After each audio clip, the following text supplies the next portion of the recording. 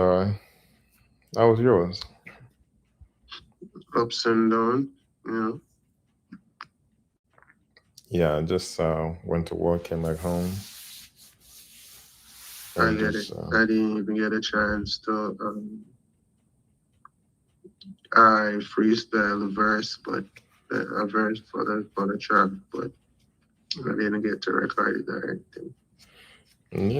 yeah. You know, Yeah, I take was your time. gonna send you the freestyle, but I think I was gonna change stuff, and I freestyle it like the same night that you sent it to me. The same night?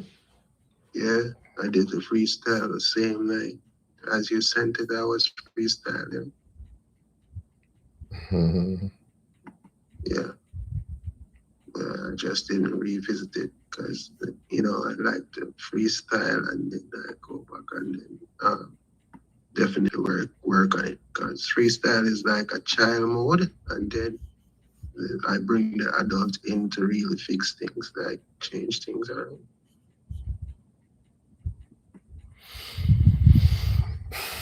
All right.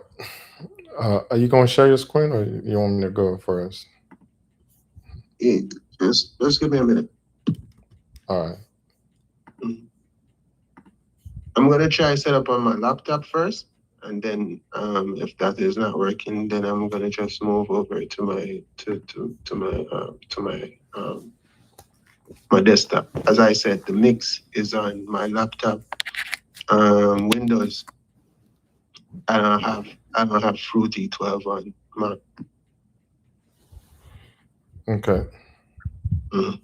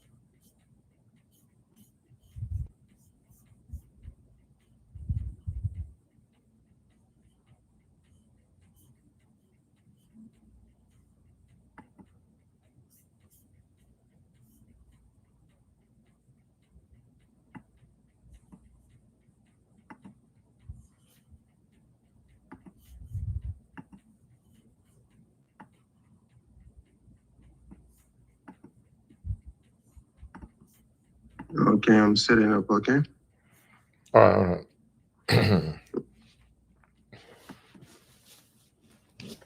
you look a little bit tired though. Yeah, probably. Yeah, I could hear it in your voice too. Yeah.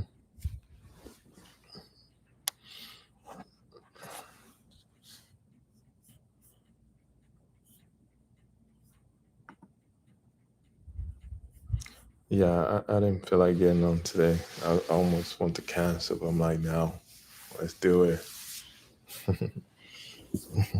Yeah, I get it. It's just your passion, Yeah. you know. Mhm.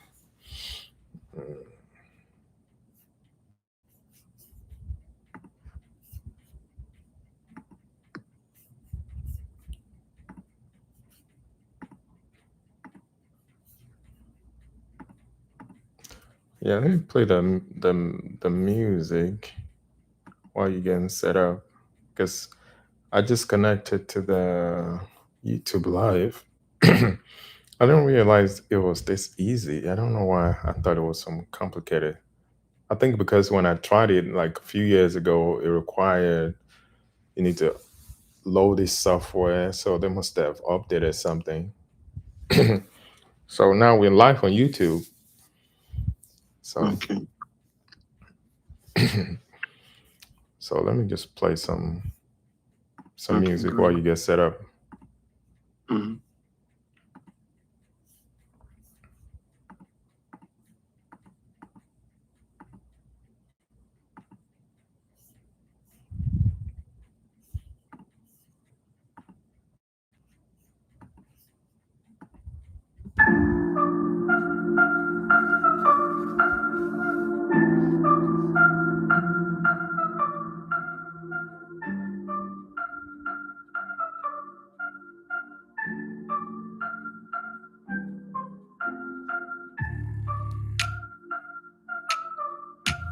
Hey, Daniel, welcome.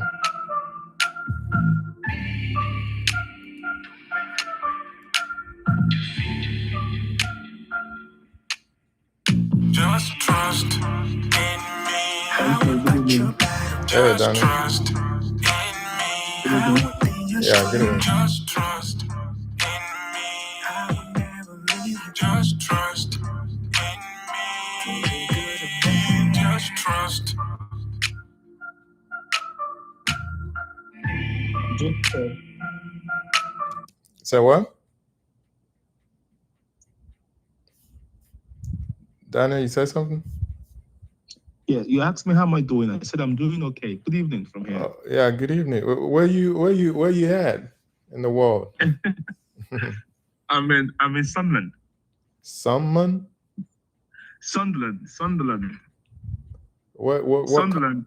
country Sunderland is is the that? northeast of England.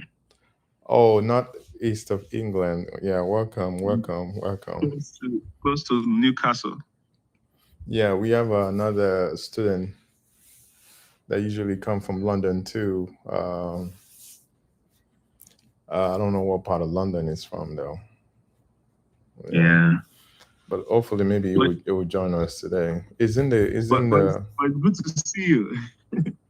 I can't see you, so I can't say good to see you because you're hiding behind your camera over there. Okay, I'm coming. I'm just trying to rest a bit because been kind of busy. Just a second. Okay. Oh, I'm tired. My eyes are okay. Can you see Okay. me now, please? I see something that look like you, but not really. Are you not wearing shirt? And what's going on over there? Yeah, that's just my face. So, like I said, I was just lying down. So that's why Oh, I didn't turn the camera on. oh yeah. We're live, so put your shirt on for the ladies. I just want to turn off my camera. So yeah. Yeah, good to see. I think you and I chatted on Instagram or so for like a year or two. Yeah. You know, one of my issues, yes, I did. I tried to let you know what I was trying to do. I was trying to talk about confidence, always sure and confident with my mixes. I've done a lot of mixes, I've done stuff for people also. But sometimes I just want to get confident. So you sent me some stuff that I went through. But I think later that link got I think the link expired. Uh, Yeah, yeah. If it expired. expires, just reach out to me again. I'll send you a new one. I don't know what I sent to you because that's probably years ago. I think it was a particular website. It was last year. Was a website. But the website, I think, because you said you were going off the website soon. So Yeah, we in school now. So now we can see. I can see your face. Nice. So we yes, in sir. school now. School. You know what school is, right? Um, School is SKOOL, the new platform for coaching and class and oh, courses. oh wow! I'm just hearing this for the first time. Oh yeah, we've been on school for about probably we started for about maybe a month or two now. We've been doing classes every Saturday just like this. Oh wow! Yeah. I know there was a class the other time, but I couldn't attend. Yeah, Yeah. let me send you the link to school so you can sign up. Right now, the I think the class is $10 a month, and you're able to join. Then I can go through your mixes. You come to this class, we go through your mixes, and we see what's going on in there, and we try to improve it. Okay. Hello? Yeah. Yes.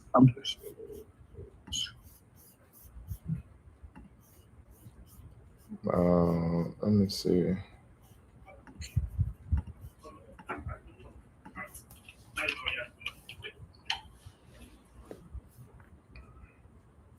Where did you Hello? click the link from?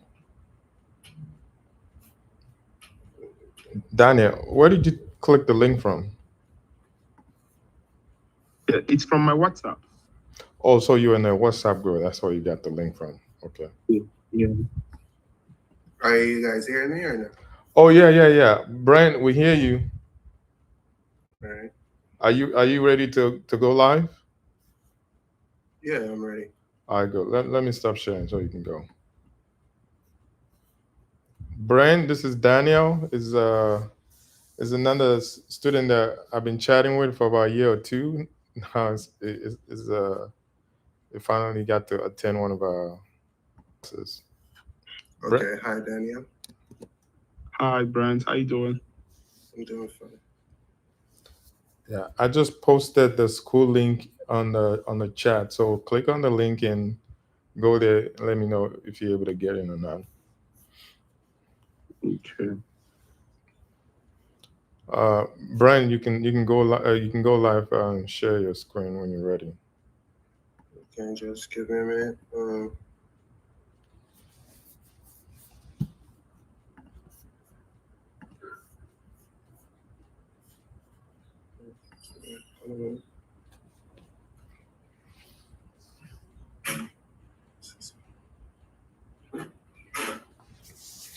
Daniel, do you have a mix that you're working on?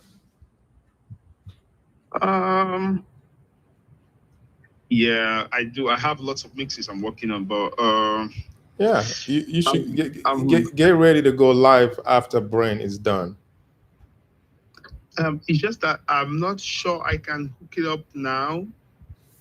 I think I will discuss something with you later on Oh, okay.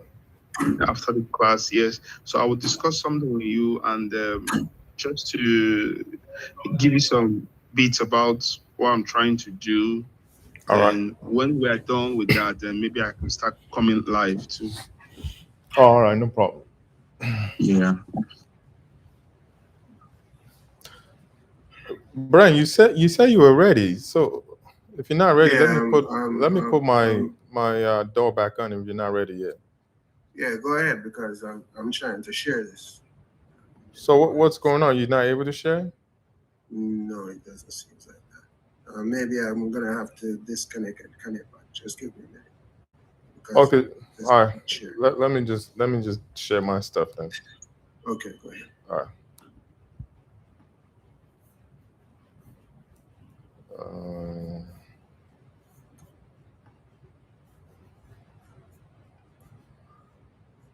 Trying to see.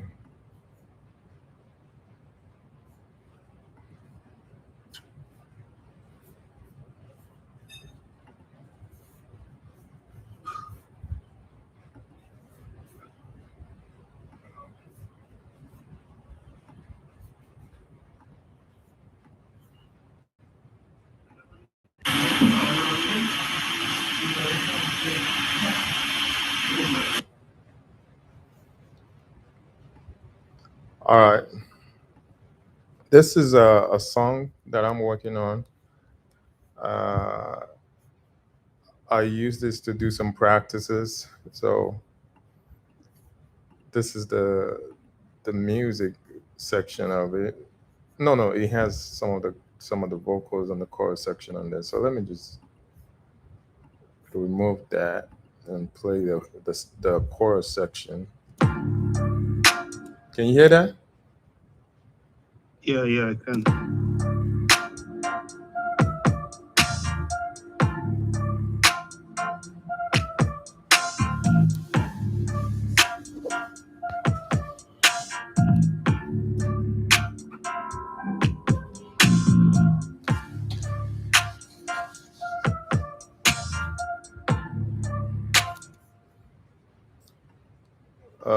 The drum section alone.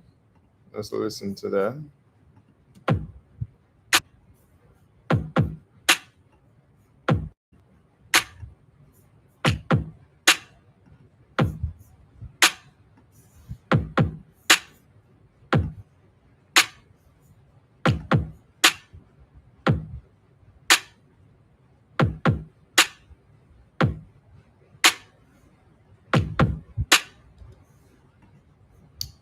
And then the music section.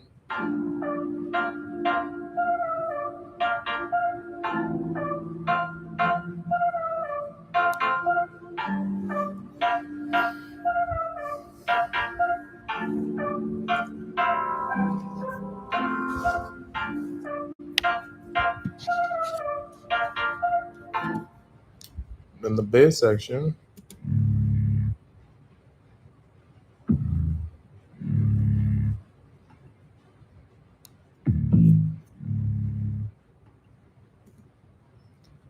Then this is the percussion section. I think that's why that is.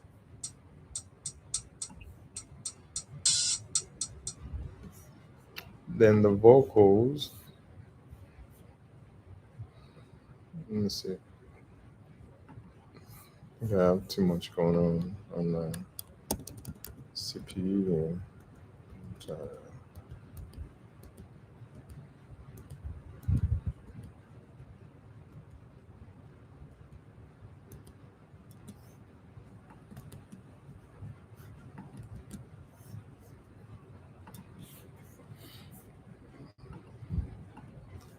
Then I have my transition group. So when I'm mixing, I like to group uh, stuff into their own individual group bosses, so I can have like more control. So this boss is for transition and effects, like crashes, a zooming, build up, a drop, and stuff like that. Like for example,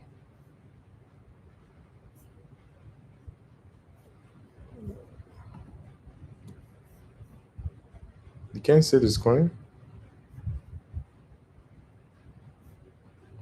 What? Let me see.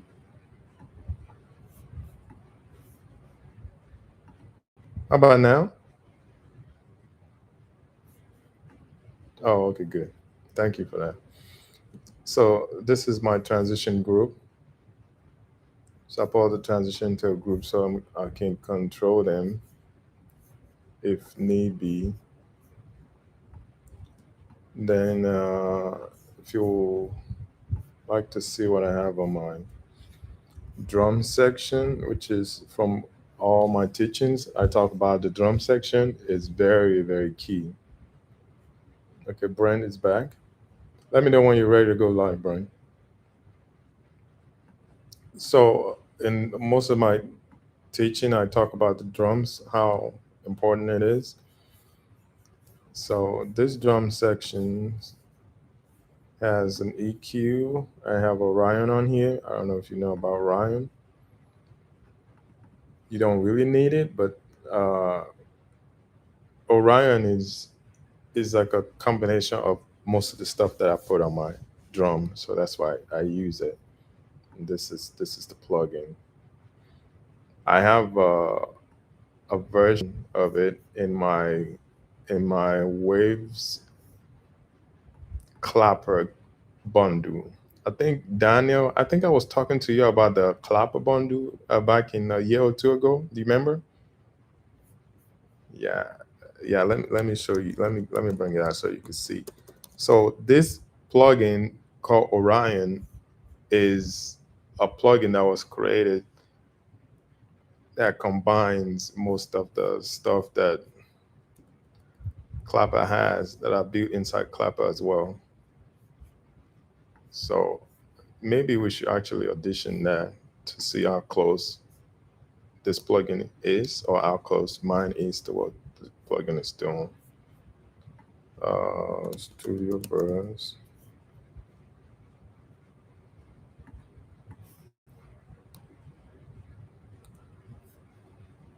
Oh, the screens keep going off and on.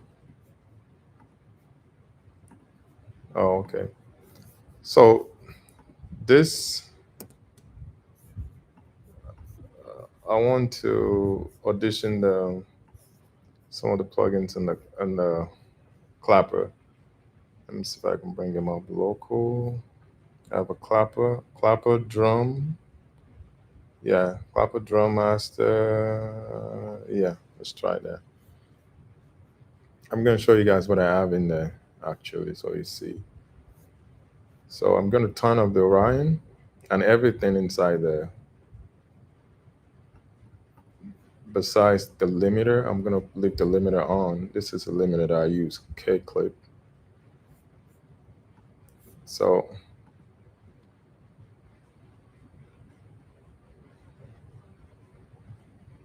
okay, that's with the Clapper Drum Master. Let me turn that off and put the Orion on.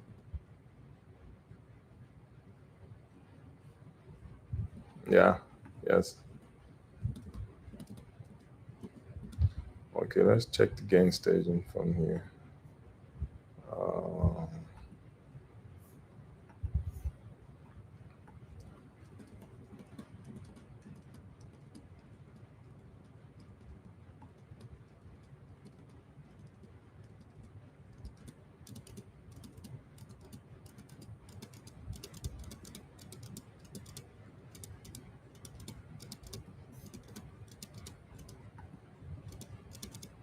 that's the drum sound without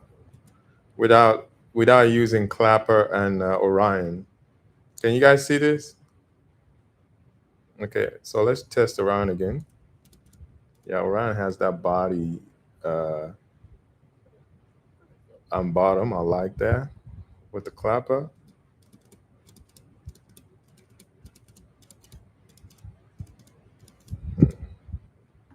Okay, I like the attack on the Clapper as well. Let me see if I want more bottom, this is what I would do. So I have some processing going on here. This is distortion section of it. Then what do we have here? This is the bottom section of it.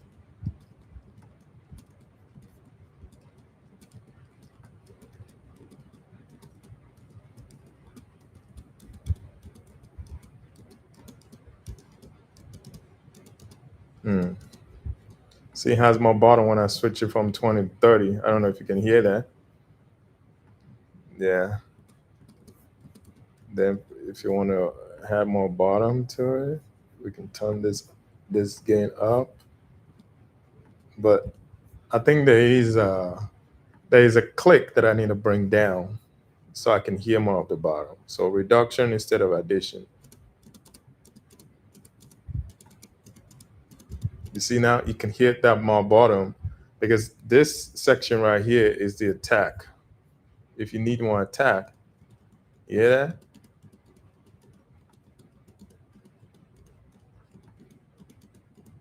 So if I turn this down, I can have more of my bottom. And if I need my bottom, I just turn this volume up. That's gonna be too crazy. So and it gets to a point where it starts to distort. So your gain staging is also important because at the end of the chain there is a limiter at the end of this chain. There's a clipper here. So even if you go all the way to the top, you can crush your limiter because there is a clip gain there. So if you want to turn up the clip gain, you can. That's without the clip. As with the clip, if you want to switch to limiter, which I don't do limiter for drums because it's too limiting drums. It doesn't sound good. It usually sounds too crushed for me. Yeah, so I use clip because clip kind of have a smoother curve at the top of the ceiling. Another trick, if you want more bottom, you can just turn the sustain up, which is the sound designer would know that. Brain is a sound designer. You say that? You hear that? You hear more bottom, There's a limit to that too, when you said dragging it and it turns to something else. So that is the clipper drum master for you right there. This is without the clipper at all. The drum is dead. Look at that. That's just the natural original sound without running through any of this chain.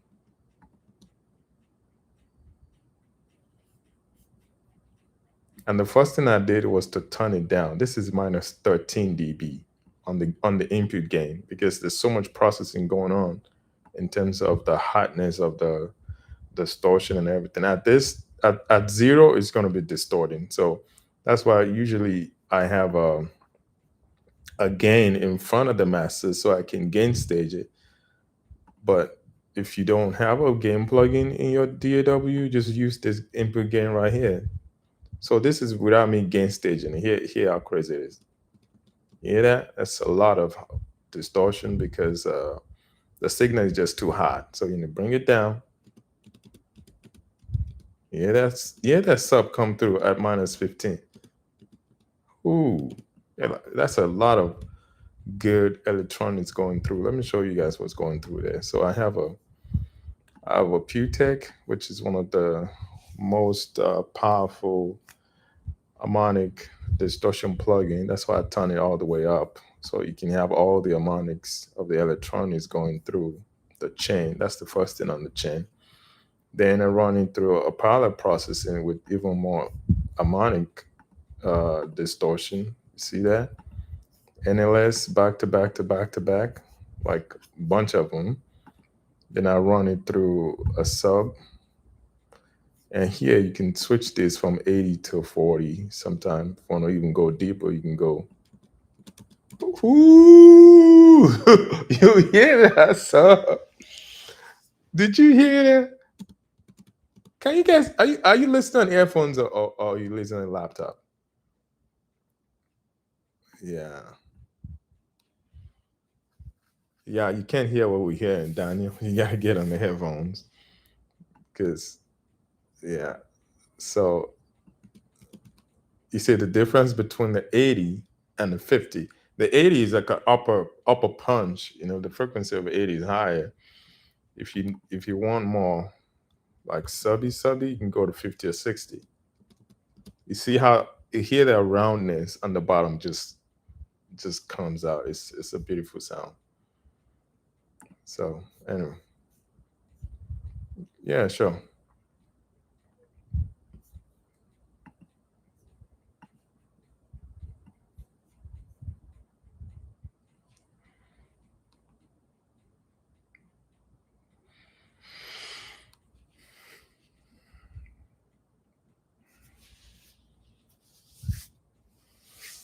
Yeah, you can achieve any sound if you understand the audio principle that we're teaching. This is like a fundamentals. The different sound is created by one of them is levels, and the other one is just the processing of specific instrument. What separates hip hop from R&B? What separate hip hop sound from R&B sound?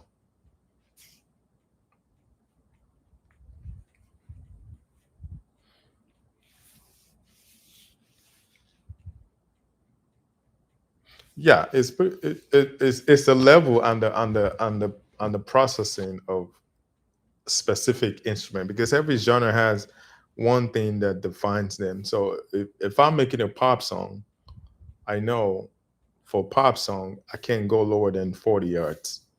Even sometimes it can go lower than 50 because some pop they like to be played on radio. You know, radio sound don't have that and the radio now iPhones, so poppy is more on the top and less bottom compared to when you go to reggae. Reggae song is a bottom heavy a bottom heavy type of group. If you're not hearing that boom boom boom boom, boom, like that's not a reggae dancehall music. So you see the level of the sub comes up. In pop, the level of the sub come all the way down. You can't hear that bass on a Katy Perry type of song or Taylor Swift. They have some sub in there. Don't get me wrong, there is sub in there, but the way the mixes are, the levels, the subs are they more control and they bring them down, and they let the mid range and the upper lower lower bass area.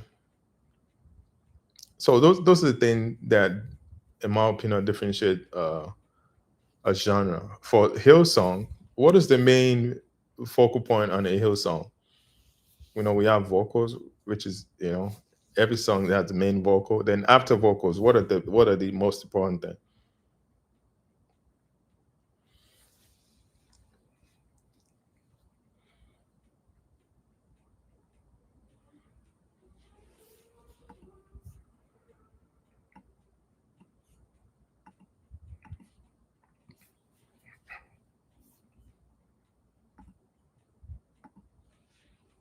Yeah, it is far away. The drums are far away. From what I can remember, we can pull one in here and analyze it for you. Maybe we'll do that after Brain goes.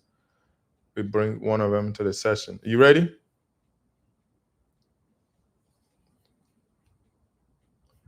Yeah, we could bring one in here and analyze it so you could see. That's what we do here. We analyze mixes. We'll learn it, and we'll take this learning and apply it to our music.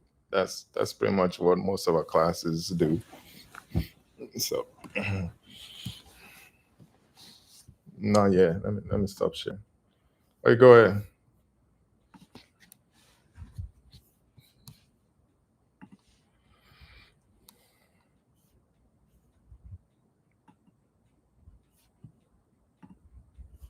I don't think I don't think we're seeing the screen. We're not seeing the screen yet. No.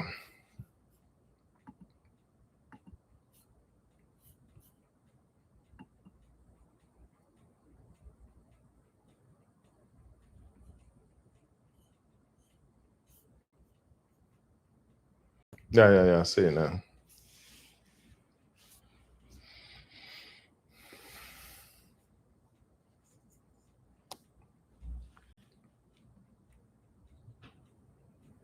Yeah, we're here.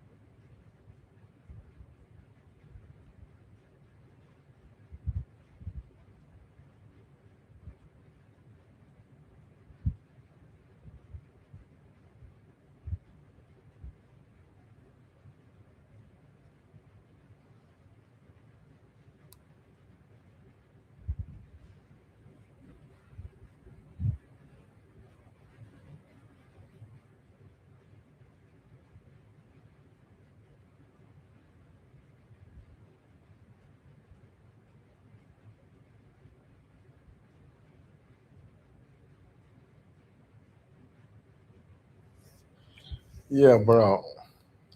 This sounds. I'm trying to. Okay, there's something I like about it, and there's something. Okay, besides the music, if I'm not commenting on the music choices, the groove that it throws me off a little bit, but the sound is incredible. I'm trying to explain to us what you did. I like what you're doing with the leveling and everything. Actually,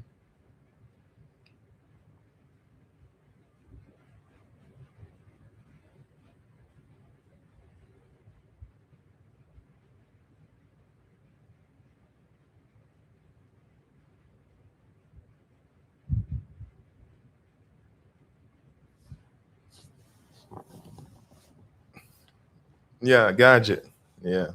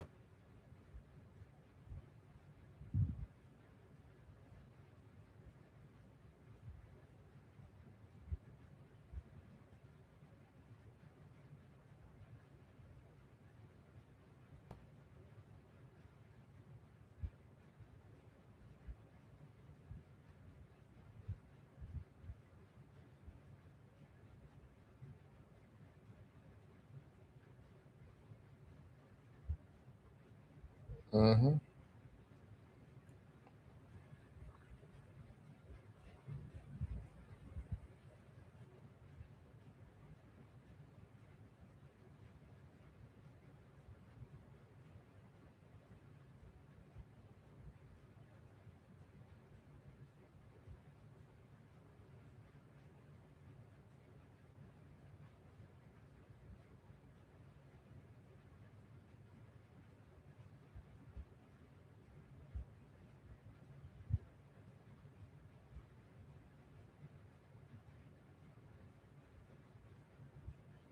Oh, I see.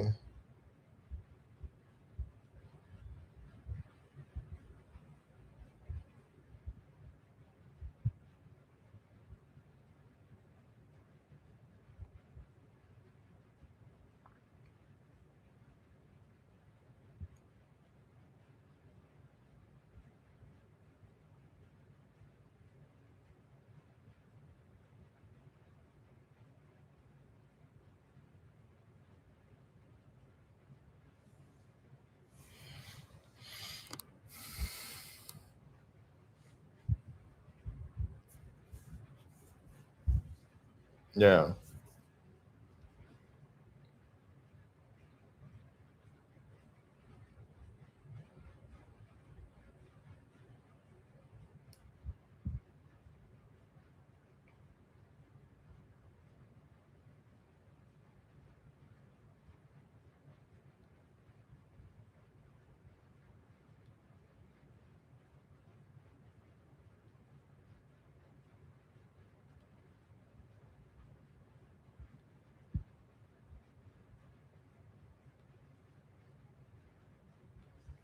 yeah.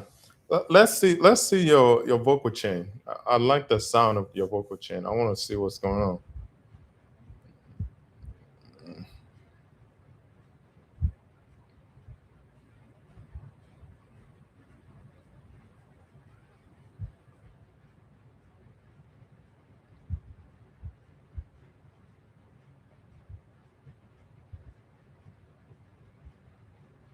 Okay, are you clicking on something because we're not seeing it? I see the screen, but when you click on the plugin, I don't see the GUI.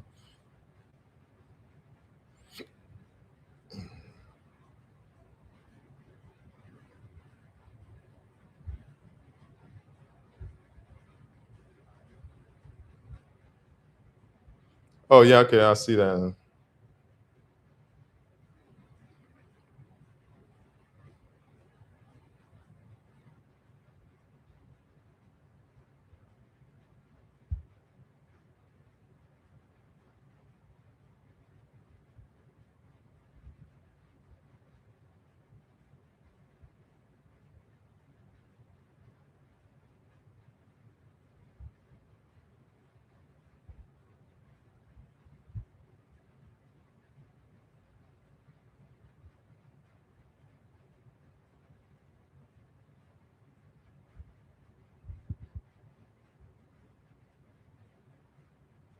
Okay, a little bit of distortion.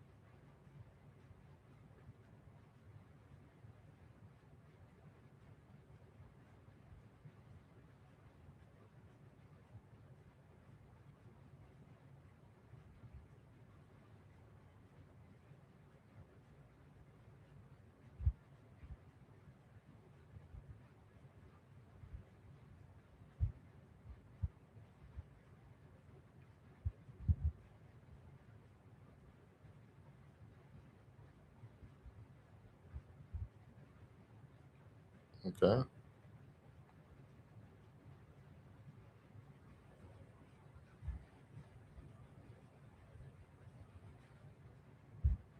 Okay.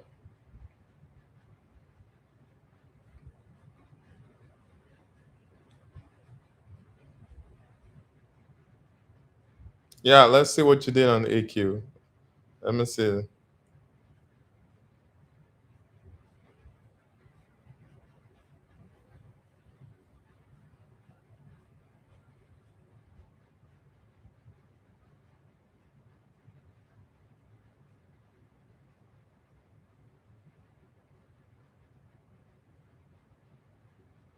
Okay, you boosting like 2K, and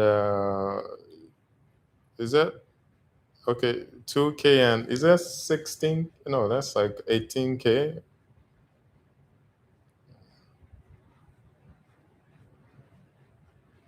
Yeah, that's exactly what I hear in the vocals.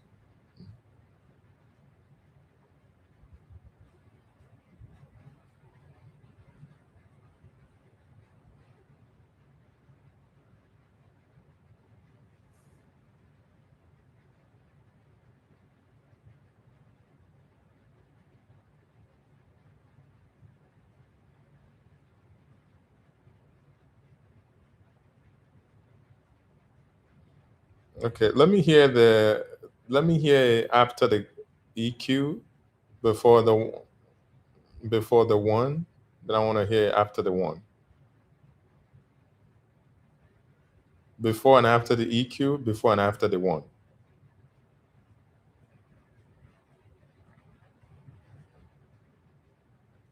Okay.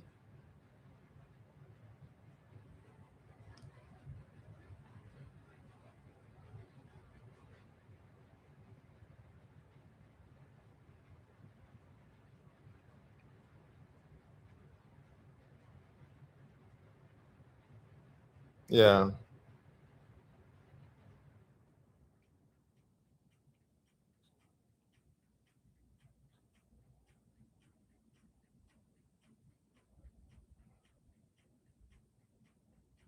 Okay.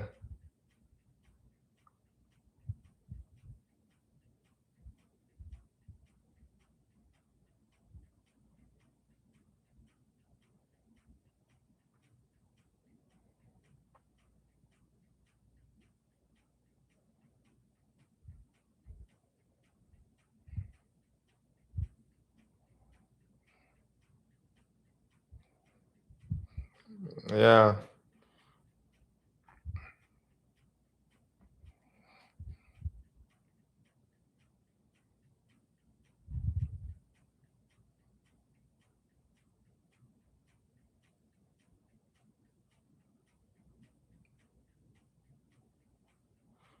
Okay.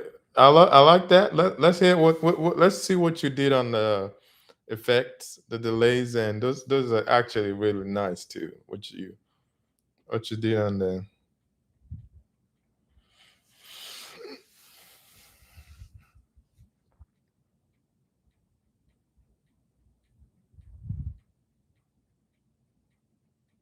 yeah, nice.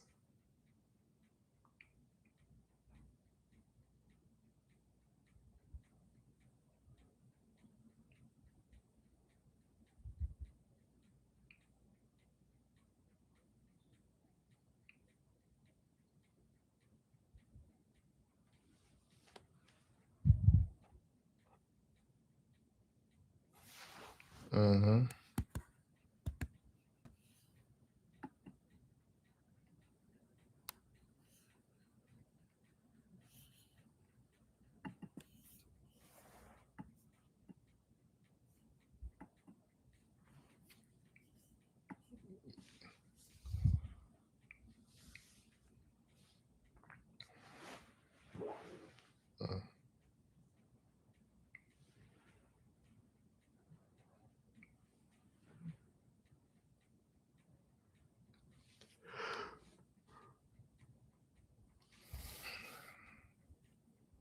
Mm.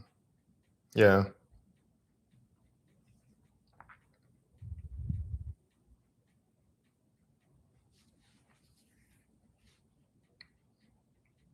Yeah. It's out of fun.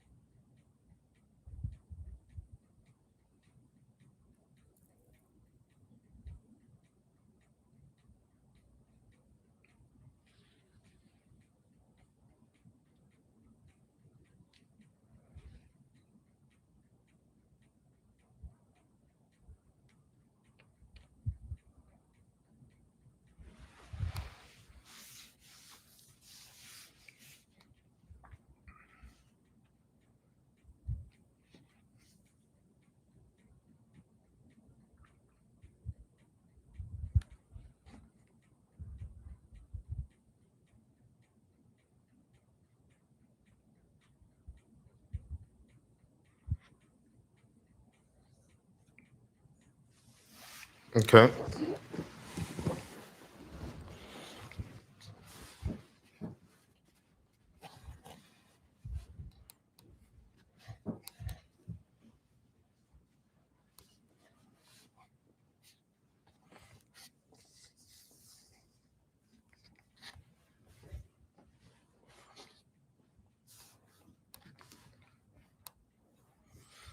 Yeah.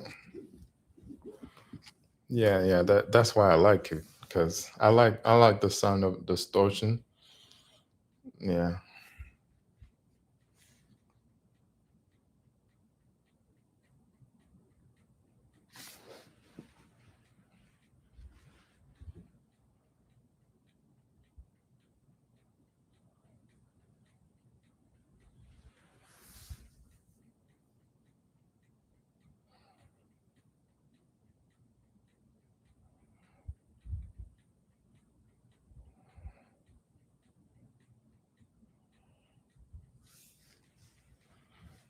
Yeah.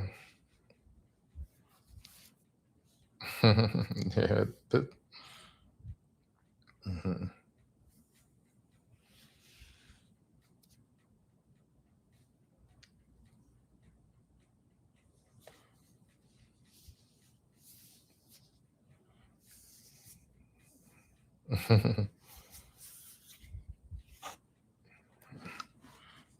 Yeah. It is the knowledge that you have. It's not the tool.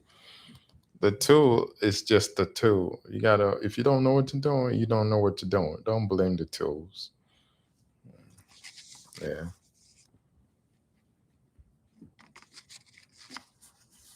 Yeah. Anyway.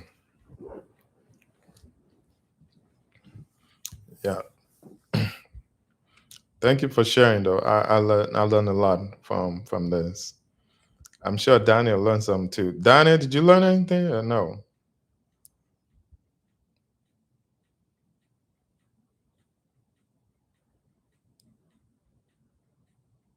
Hello, Daniel. Yeah, yeah, yeah.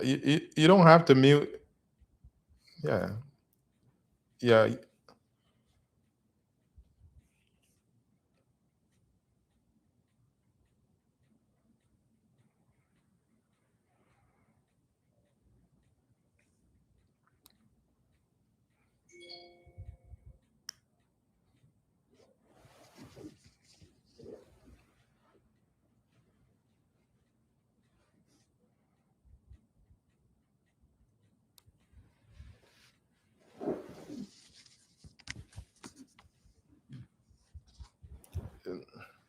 Yeah, yeah. So some people don't like the sound of the too much distortion. They like clean sound. So we have that conversation as well, because you have to know on the extreme end of the two side there is a very clean sound with no distortion, and on this extreme there's a very very distorted sound. We we want to find a middle ground in between, a sweet spot. So you could lean more towards the distortion side. You could lean more towards the clean side. So, but when you have all the way clean sound with no distortion, for me, for my taste, it just sounds too clean. And I like a little bit of distortion because it just reminds me of the analog days. And we're trying to bring back some of those distortion into the digital world that's so cold and sterile. So we add distortion to different levels to bring back those noise, that analog feeling without having the distorted sound. So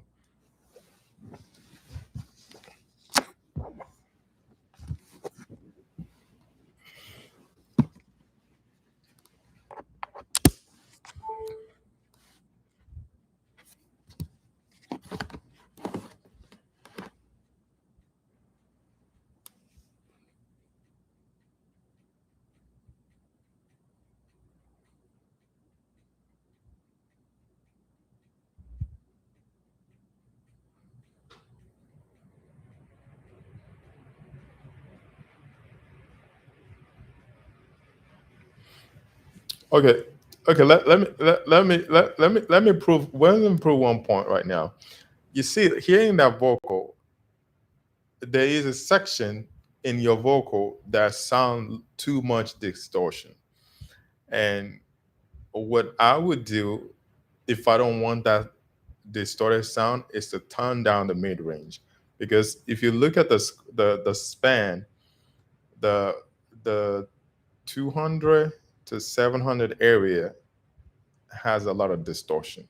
If you bring that down by like 6 dB, you will notice that you're not going to hear that distortion as much because it shifted the energy into the mid range and the top end. Yeah, and yours as well. For me, I don't mind it because I like to hear that distortion, because once you put it in the mix with the other sound that's clean, you're not gonna hear that distortion anyway. It depends on. It always depends on what is around stuff, because our ears always like references. So if I have a distorted vocal sound and I have everything surrounded, bright hi-hat, bright snare, low mid, low, you're not gonna really feel that distortion, because it would just be a mid-range plus a bunch of stuff. So the ear won't mind, but because we're soloing the vocals, so you hear more of the distortion because it's not in the mix. So the context of the mix also matters. But I'm just saying that to Daniel, you can still have distorted vocal, but if you want to hear it more clean, you just need to shift the energy of the distortion. That's why sometimes when I'm trying to have a very, very distorted sound, you know what? I'll show it to you. It's better than just talking, because I can show you the experiment because I've done it. I can have a distortion 12 dB. I'm going to show you right after it's done. I'm going to distort. Go ahead. Go ahead. It's a conversation. You shouldn't have your mic muted anyway.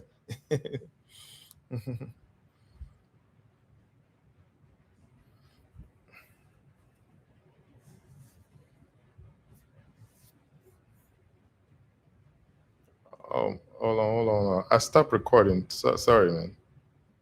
We didn't start recording. Yeah, go ahead.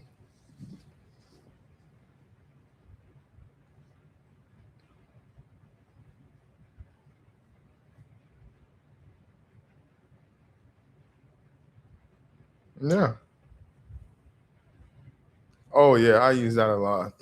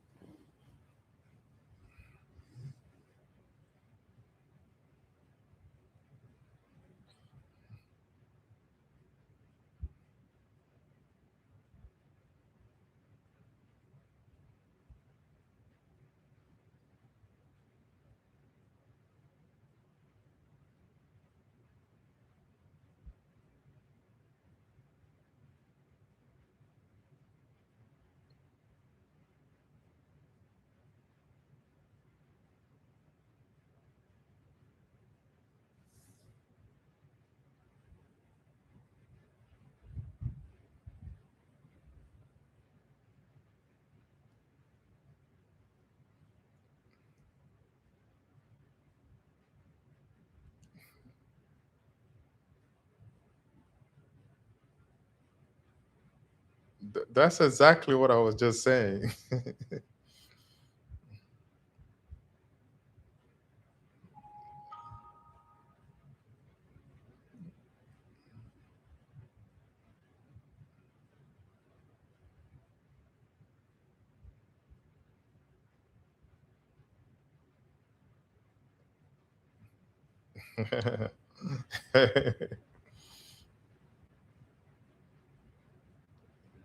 Yeah, you're welcome. You're welcome.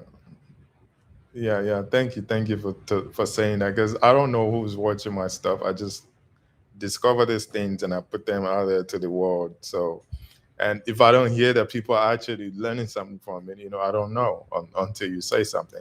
Yeah, that's exactly what I was talking about. That if you EQ that vocal into the distortion, it gives you a different sound, and it goes the other way around. You can turn down the eyes of the vocal and let the lower mid and the mid go in, and you can also turn down the lows and the high and saturate only the middle and create different sound. Yeah, yeah, and you saturate only.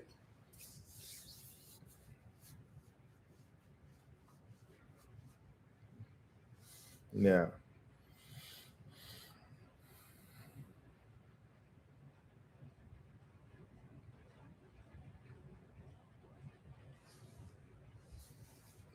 there you go, there you go. Because we have to know. There's something I learned from Joe. What's his name? Joe Shikarali is one of those old school engineer. Let me find his name because I like to give people credit. Is a mix engineer. Is one of the best ones right there. Uh, Joe Ciccarelli. What is his name? Is an old school guy. Uh, yeah, Joe Ciccarelli. Yeah, yeah, that's his name, Joe Ciccarelli. Yeah, yeah, yeah. If you Ciccarelli, if you go on Google, you see it. I'm on my Google right now. I can see him, but because Brent is sharing. Okay, let me share so I can put his picture on here. We're recording this. Yeah, Joe Ciccarelli is one of the baddest engineers. There's something he said that I learned from him years ago. It said when you're trying to process, this is a recording, this is a recording hack. He said when he's recording back in the day, when he's recording, if he's trying to record a vocal and he listen to the vocal of this artist and he noticed that the natural vocal has more lows, guess what he does? He gives the vocalist an opposite microphone, a microphone that has a boost on the high end. If it's a vocal that has more high mid range, it gives the vocalist a mic that has boost on the lower mid. So you see how it does the contrast because the mic has to complement the singer. If you give a male vocal singer who has a lot of roo, roo, roo, roo, and give it a mic that has woo, woo, woo, woo, what happened? You got you got two low end on top of each other, and it start to distort. Yeah. So he said that's one of the best tricks I learned from him in recording. So and the same goes to when you're mixing. If you have a sound that's already low mid, you want to add a distortion from the opposite.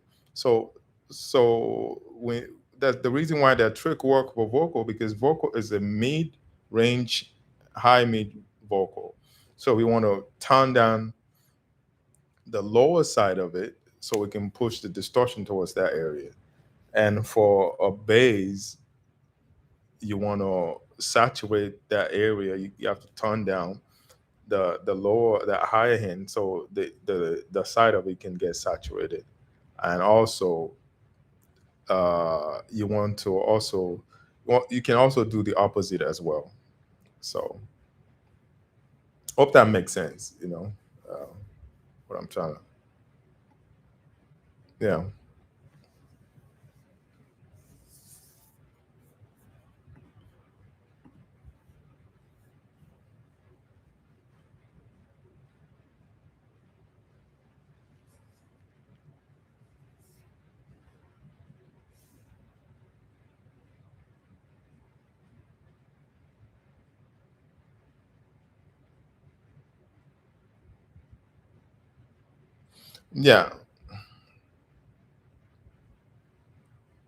Yeah.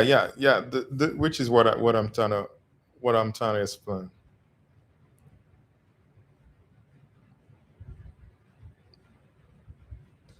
Yeah. So that's what I was saying. Maybe I probably didn't explain it properly. That technique work for male vocal because male is a lower range uh, vocal. If it's a female vocal that has more high mid, so you want to try the opposite, so you can push the energy back down to the lower mid a little bit, so she has more body. But you could do both actually, because you can get both. For male, I would only probably just do the high mid range saturation, but for female, I'll try to do both. I try to do both because you want the vocals has to sit in the high mid range. Every vocal, whether it's male or female, because you can't put your male vocal in the lower mid. That's where all your keys, your bass, drums, that's what they sit. You still need to push them up. So for female, you can try to saturate the lower mid a little bit because you want them to have some type of body down there because they're weak down there. But you still need to push them in the mix. Their position in the mix has to be mid range and high mid. Does that make sense? Yeah. Anyway, are you done? Your mic is muted, Brian.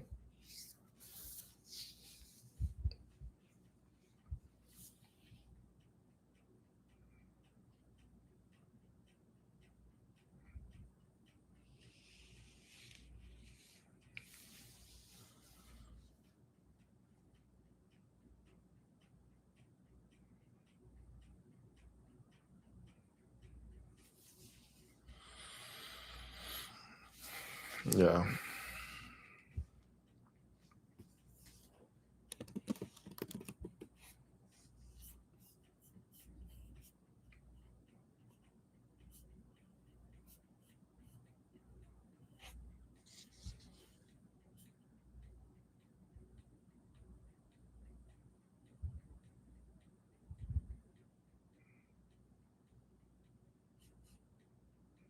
Mm.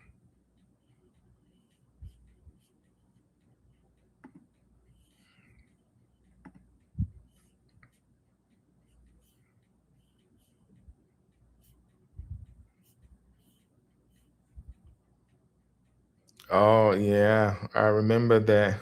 I remember when I used to make a reggae sound back then in Nigeria.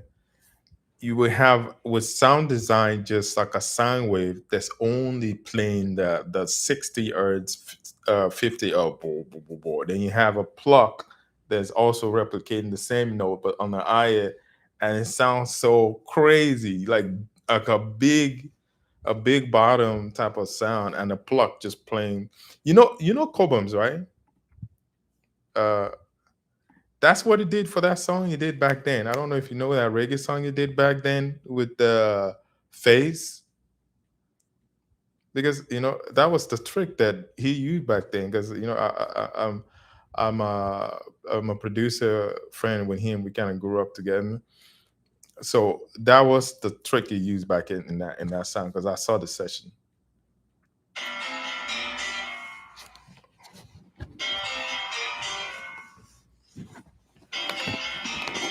Okay, 1 second, guys. 1 second.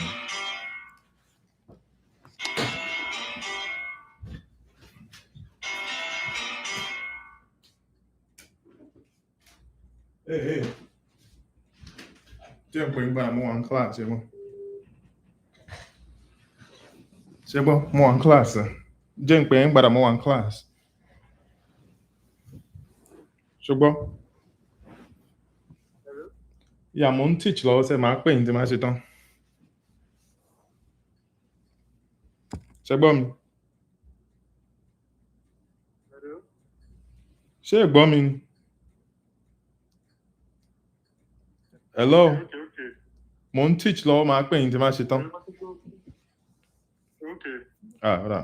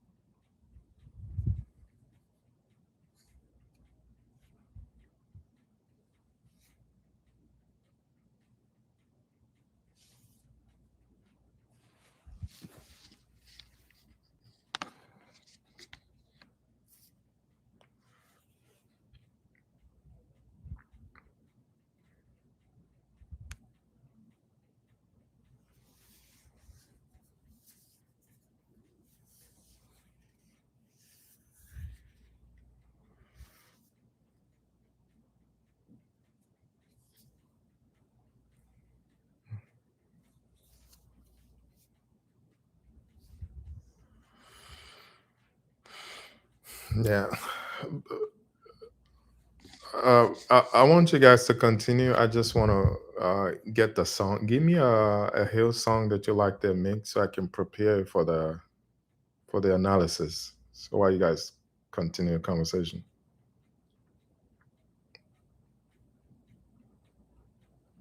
No, no. You remember earlier you were asking a question about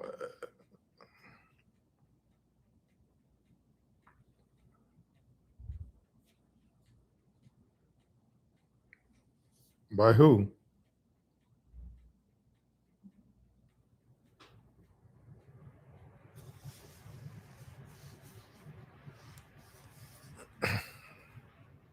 Mhm. Mm. So is this mix is the one that you're trying to emulate?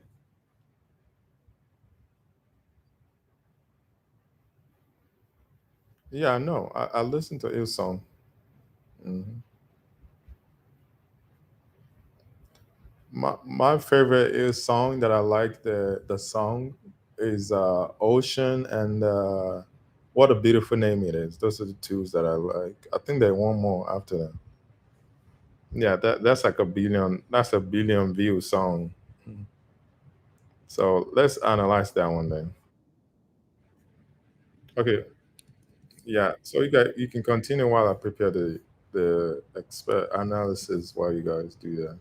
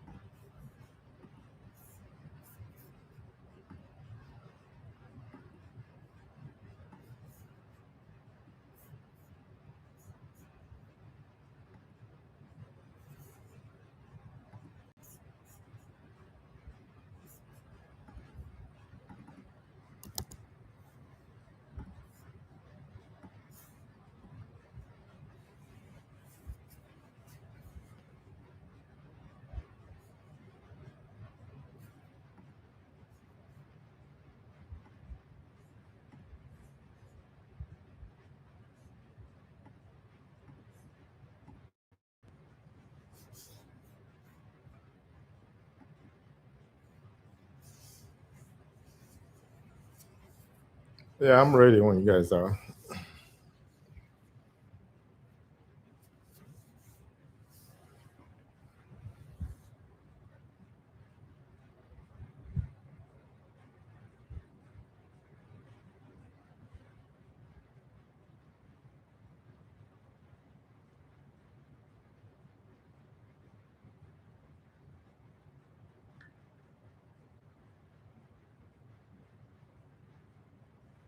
Oh, mm.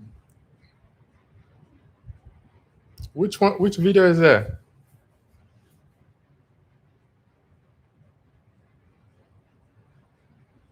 Oh, okay.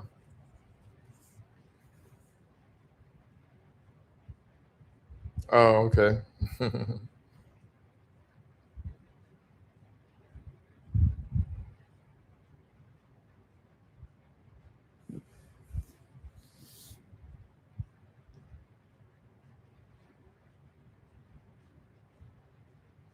Yeah, melodic driver and harmonic drivers. I remember that. Mm.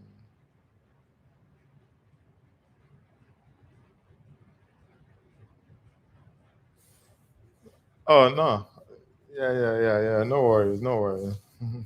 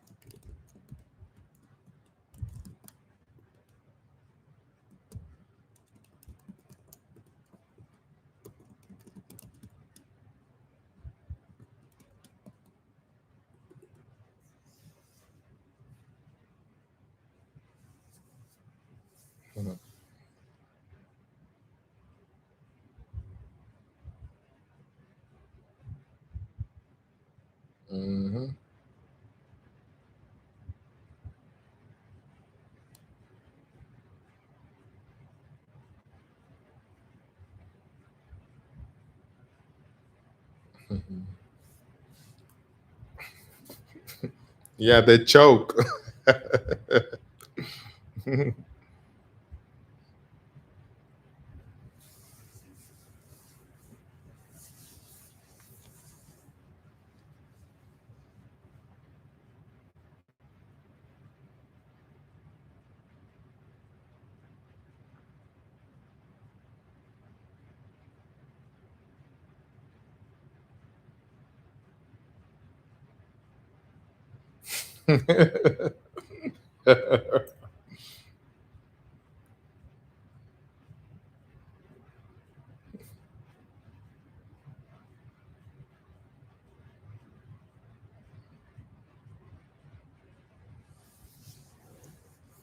All right, all right. This is good conversation, man. Yeah, yeah. So this is the song. So this is how Brain and I study mixes now.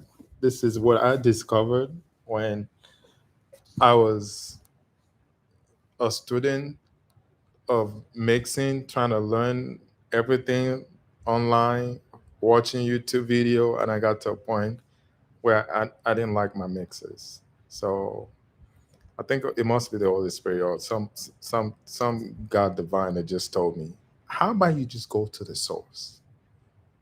So I'm like, okay, the mixes that I like on the radio, what are they doing? So I started studying those mixes instead of learning from people.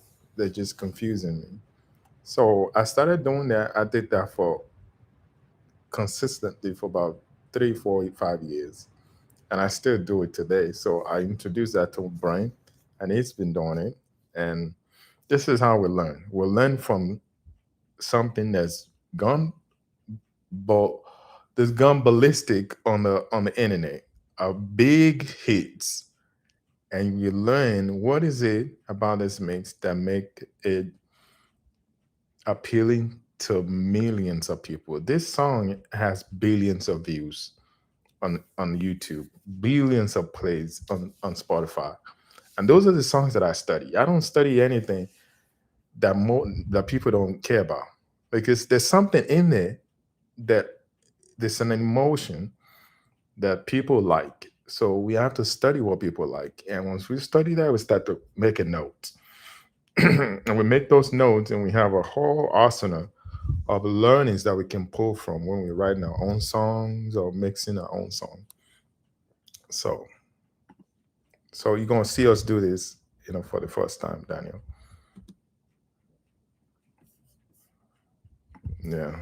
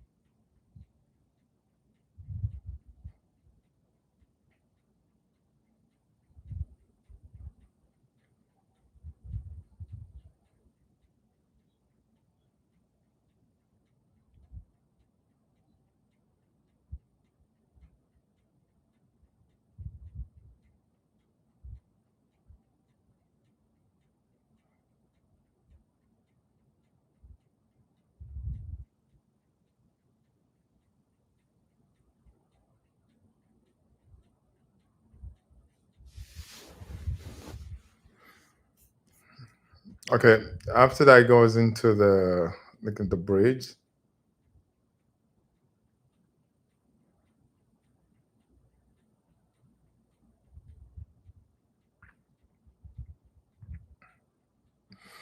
All right. uh Now,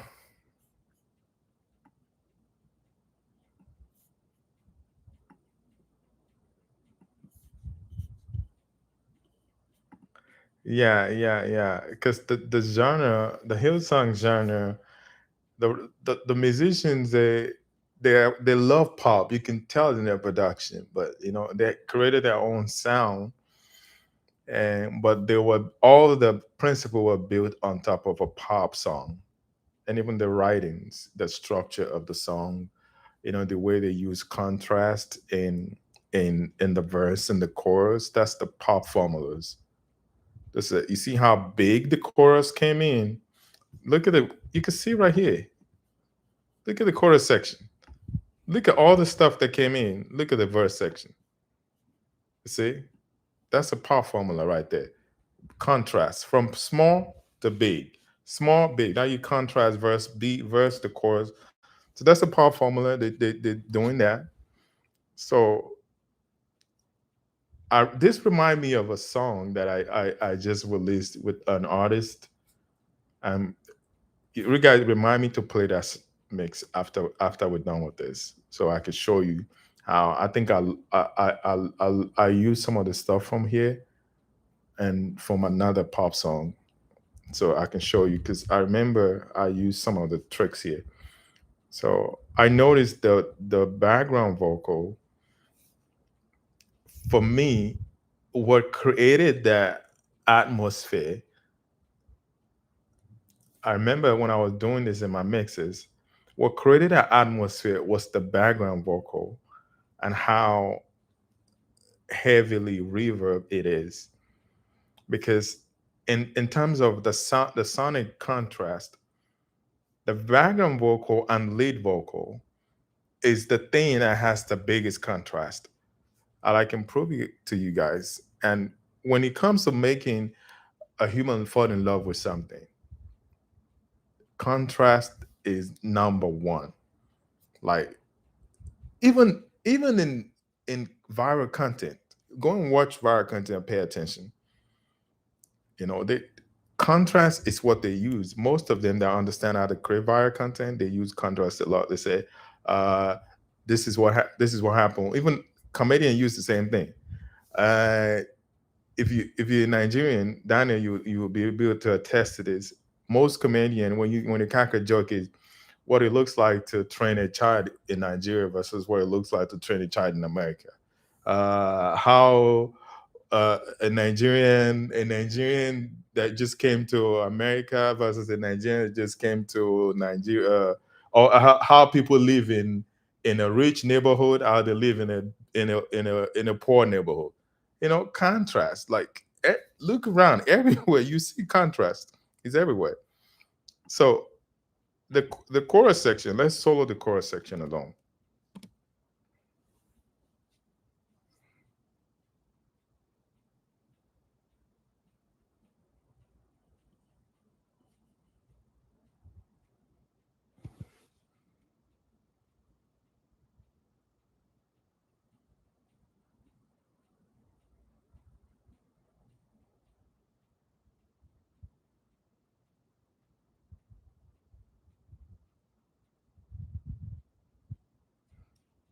Okay, you can see how forward and presence this lead vocal is, and we hear a little bit of the background in there. Yeah, but let me see if we can find more of the background here.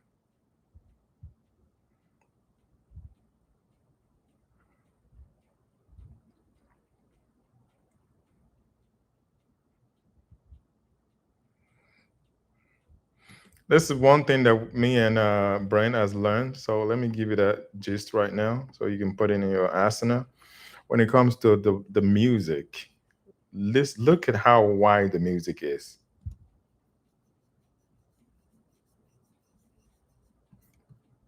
compared to the lead vocal. Okay, there's lead reverb in there. Let me play you the bass or the drum section. The drum section for this song is gonna be wide as well because they have a lot of reverb in there, but maybe the bass will be, yeah. You see that? This is a mono sound. Now compared to the music, that's the exact opposite.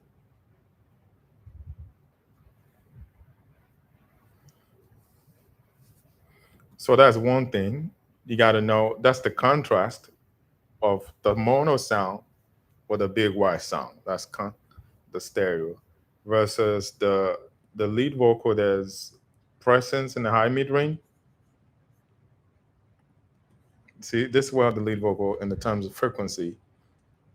The low frequency here is 200. So they can leave all this for no, no, yeah. The female vocal get to 200 sometimes, but it's not like it's not the main fundamentals. This is the main fundamentals right here.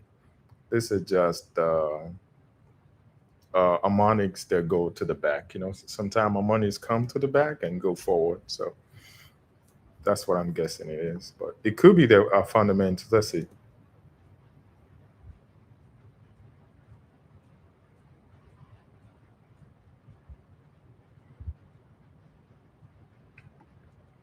Actually, you're right. That's the male vocal turned down in the mix. Yeah, so this is a fundamentals right here, the lead vocal. So, and the presence of her, let's see what the drums is doing.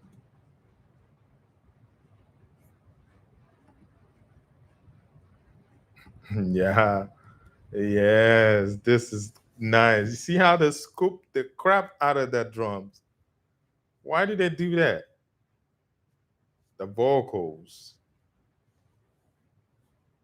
Yeah, and you see they scoop the crap out of it because the drums here is not the main thing at all. That's something you got to learn.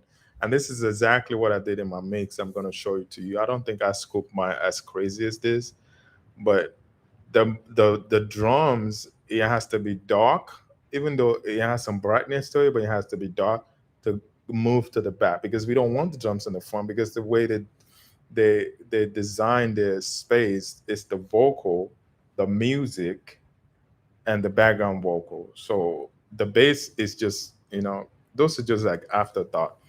So the main thing for me, if you even look at the in terms of wave of the amplitude, the two loudest thing is the vocal section and the music section. The bass is thinner, the drums is thinner. When we analyze other songs like pop song or R&B, you see the opposite. This will be as thin as the bass. The drums is very heavy. The music is thin. In pop music, sometimes it's very thin, and the biggest thing that you hear is the vocals and the drums, and the bass will be a third section of it. So, and they roll off a bunch of high end too. So there's nothing here.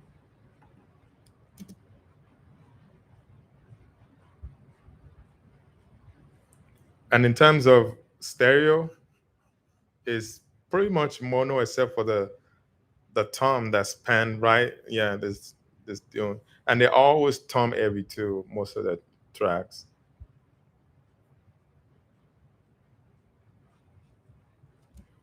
Yeah.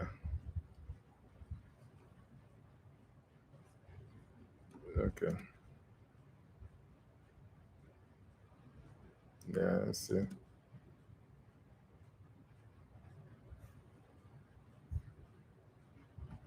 You see?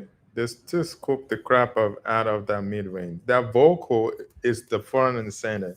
Their vocals and the background. That's where all the whole emotion of the song is, and the music as well.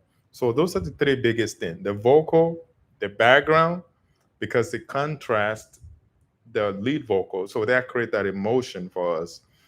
A vocal that's very heavily wet and in the background, and is multiple of them. There's stereo versus a single bright vocal that's in front. When you hear both of them together, create that big emotion, like they're in a big awe, like, and the music also. So we have between 300 all the way to 3K, which is the exact opposite of the vocal, the vocal signal. Let me put the vocal again. Like at the bass.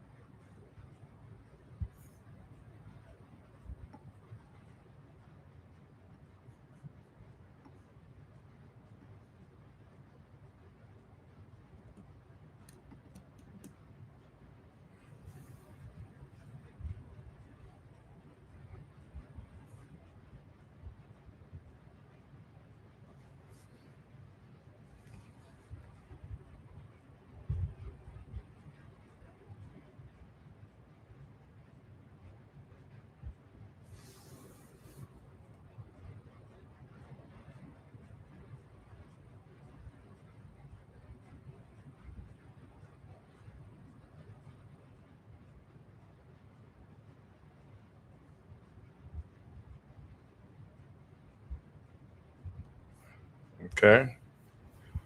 So let's hear the drums and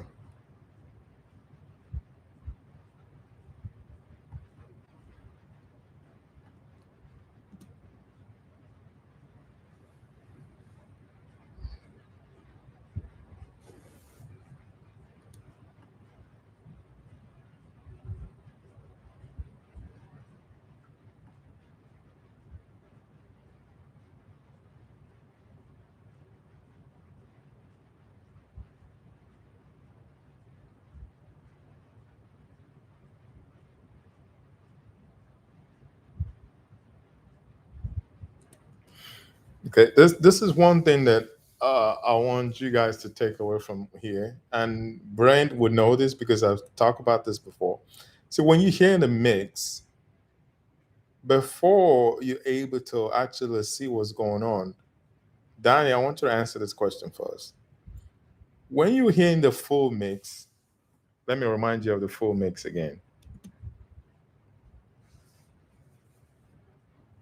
If I told you that that drum that you're hearing, the whole mid range is gone, would you believe me without you saying it? Exactly. You would never believe that. You would think you're hearing a full spectrum of drum section. So when you're mixing without you understanding what's going on, you'll be like, "Ah, yeah, but when I hear the mix, the drums is full. So turn the mid range up. Let us have a full drum section." And that's how you mess up your mix. Yeah.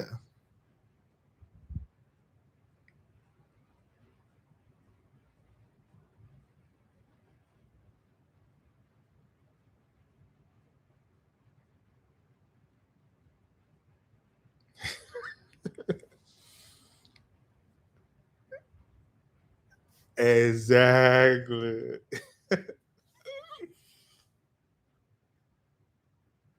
Something, yeah, because your mind will play trick on you. There was a teaching, Brand, you were in that class in 2003 or 2004 when I did an experiment in front of these guys. You remember that class, Brand? When I cut everything aggressively. You remember? I did that to make a point. I cut every frequency in every track aggressively, as in I put them in just one spot, like kick drum, 50 to 100. Bass drum, I put them in like one spot, very aggressive, and I play everything together. I say, can you tell me this was filtered into different stuff like this? No one could tell. I did that. Remember?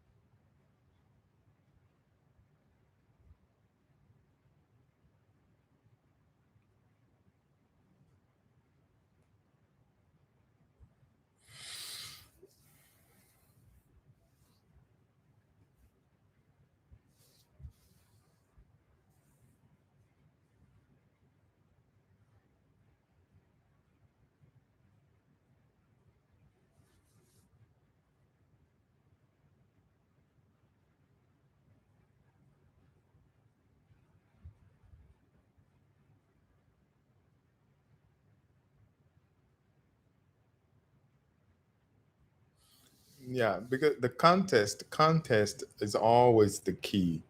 And I was trying to explain that earlier in the training today when I said just hearing that vocal alone with that distortion, it may sound like the vocal doesn't sound good.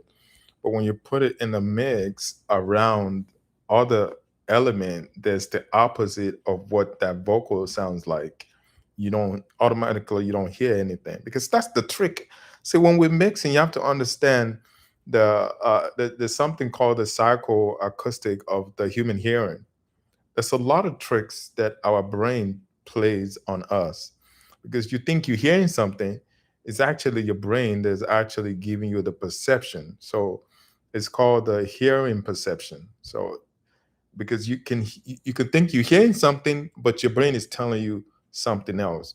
That's why you can have a sound where the fundamental of the sound is 200, and you remove that fundamental frequency and you only leave the harmonics, which is the 400, the 600, the 800, and the brain still will recreate that 200 in its own mind just to complete that frequency. Have you heard about that before? It's called psychoacoustic. Uh, and that's what we do when they're reproducing. One second, when they do that for speakers, because small speakers can recreate low frequency, so they use psychoacoustics to kind of recreate those subharmonics, even though the speaker physically cannot recreate that 40, 50 hertz, but the psychoacoustic will will regenerate the harmonics, and you can hear and feel that bottom as well. So we do the same thing in a mix, and that's exactly what I mean when I say, can you tell that this whole mid range of this drum is scooped out? Because when everything is playing, your brain just recreate that mid range on its own. Go ahead.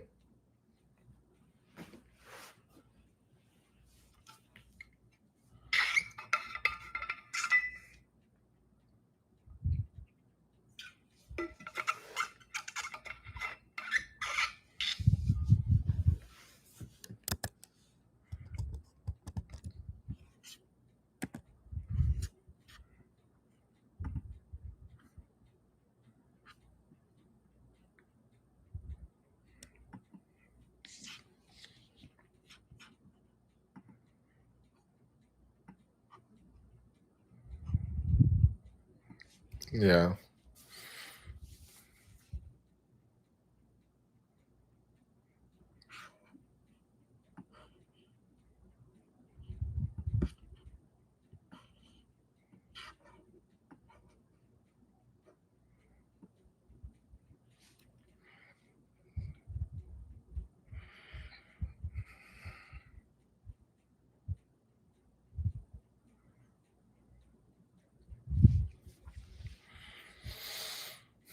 Yeah, fundamentals. Yeah.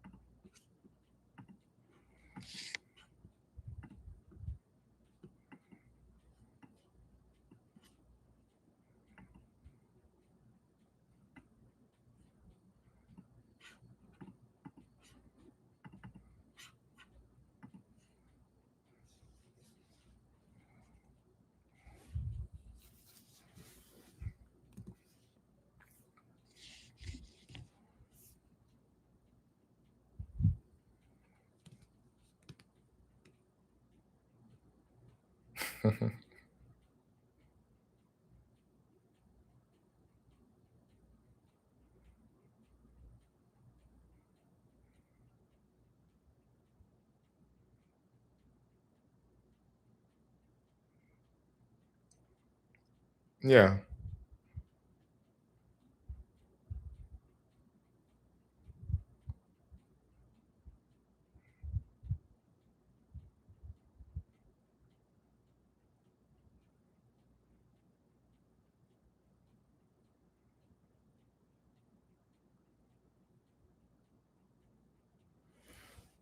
Yeah, yeah, yeah. So the question that you asked, I want to hear this mix and see what did they do for the separation of the guitars and piano, because they have guitars and piano in this one. So let's try to find out.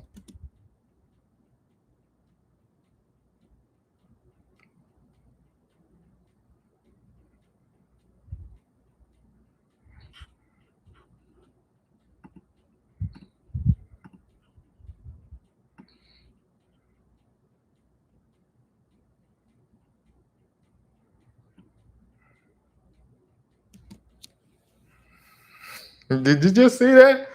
You see that? So the piano is around 900, 1,000. And when you flip it the other way, you hear guitars. Now we hear guitar.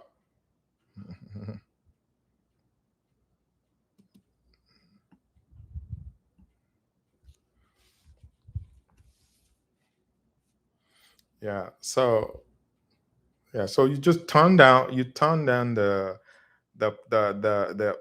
attack of the piano. You just bring it down because guitar has more harmonics on the 2K, 3K area. So you just let your piano get in the low mid, like the 500 to 900 area. That's exactly what they did.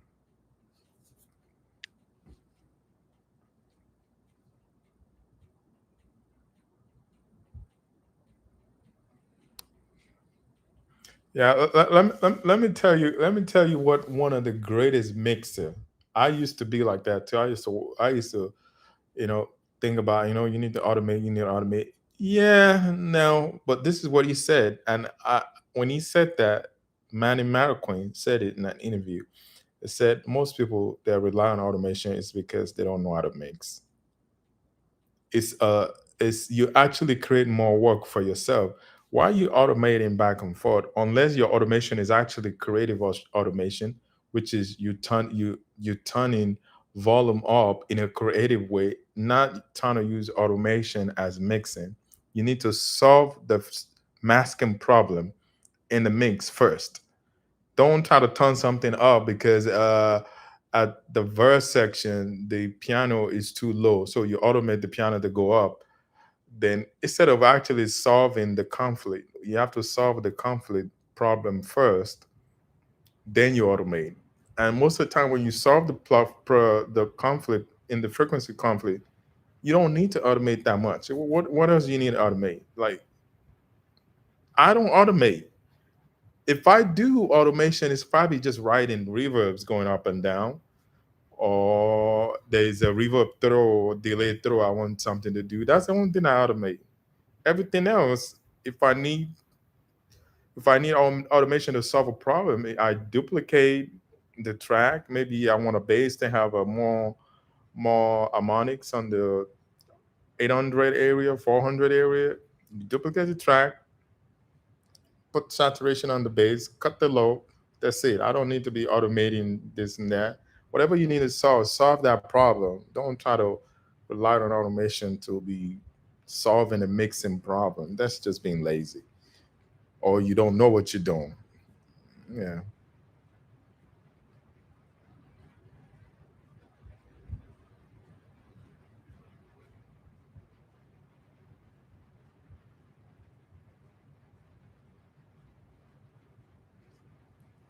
Okay. I know where this is going. Hmm. Yeah.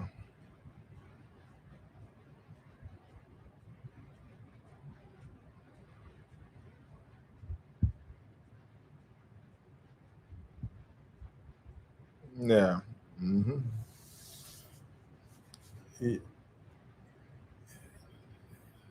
No, I wouldn't. I wouldn't automate that. Just duplicate the track and mix them differently. Let the verse with the piano and the vocal has, no low mid or whatever. Then once you come to the chorus, cut the lower mid for the bass to do that.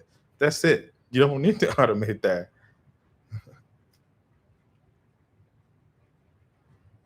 Well, well, that's up to you. You want to do more tracks, but there is an endless of tracks on DAW, so it's not like, unless,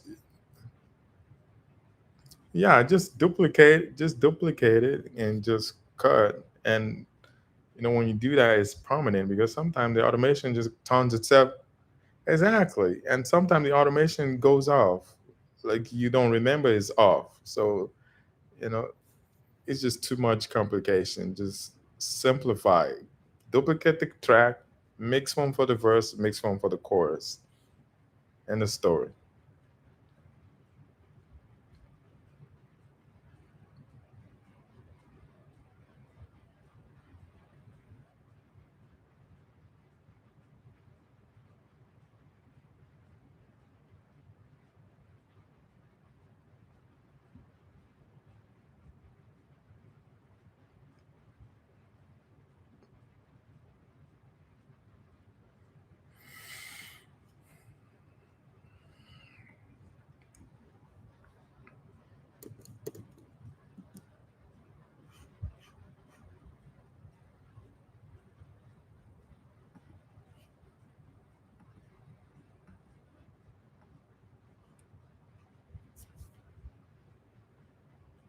No, no, no, no. I'm not understanding what you're saying. Can you?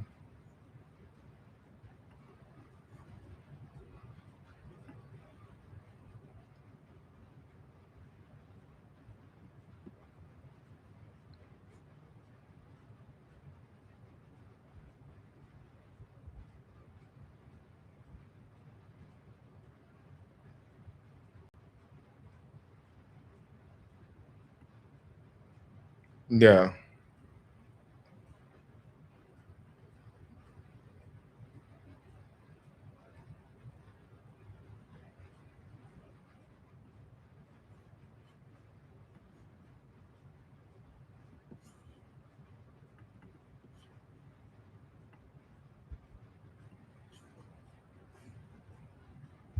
yeah, yeah,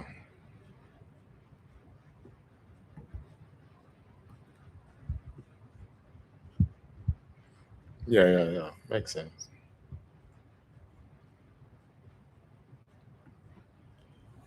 Yeah. Let me see if I can load this session. Uh,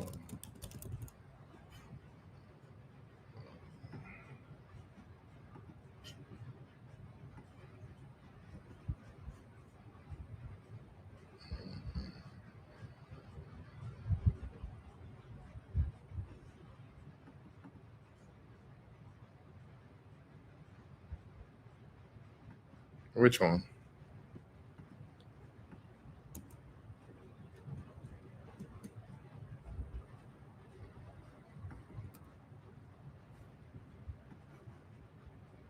Like a one note drone.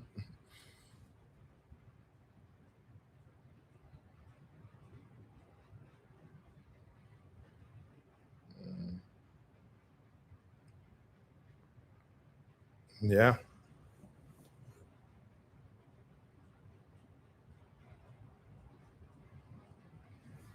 yeah. Then it start building up on like that. I want to get to the chorus section and just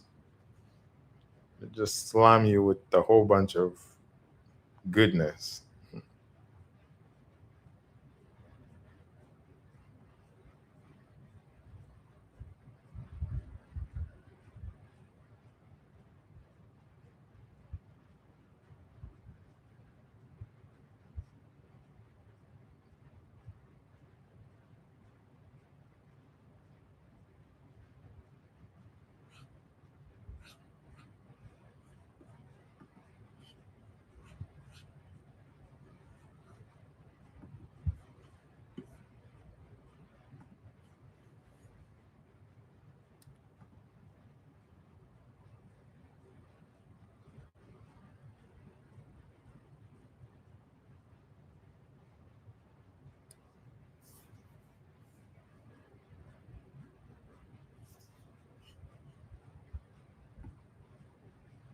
Mm-hmm.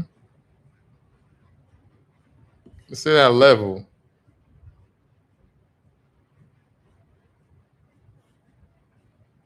So the music is dominating the drums. That's how you know. That's how you know the genre that you're in. It's the levels. Daniel, check this out. If I switch this level to the opposite, the drums up minus 6 dB. I mean plus 6 dB, and turn the music down minus 6 dB. Let's see what happens.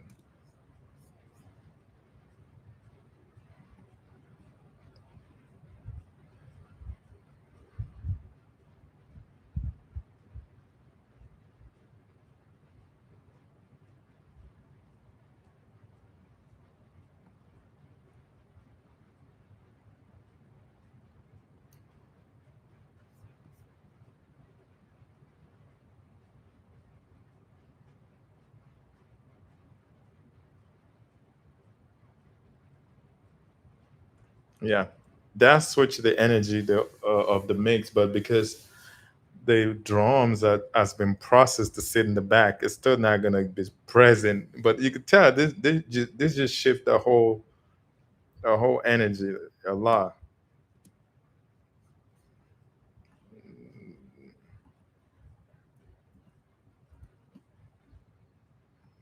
to be in the front. Yeah, yeah. But I'm sure you get the point. Yeah.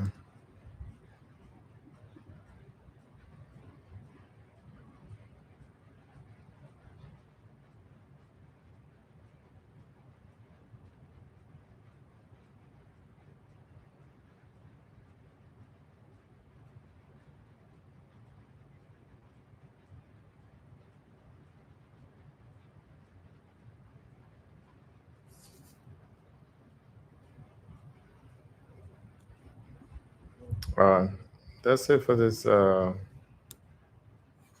session. Any other question before I turn this off? Yeah.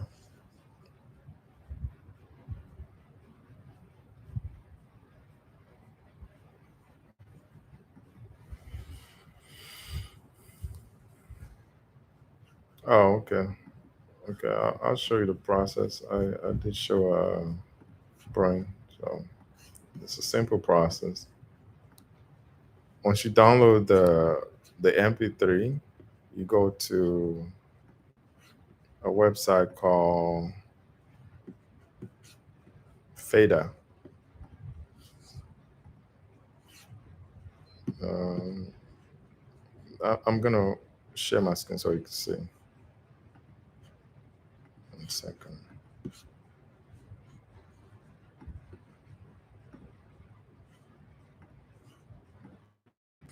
Can you see my screen? Yeah. The website is called Fadr. FADR. Fadr.com. I just drop it in there and you download the stems. Right.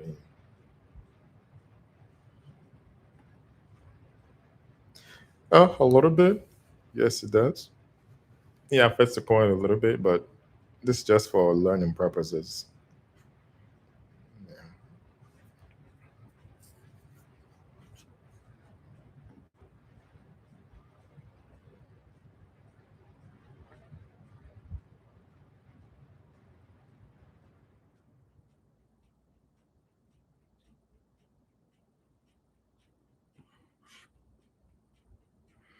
Oh,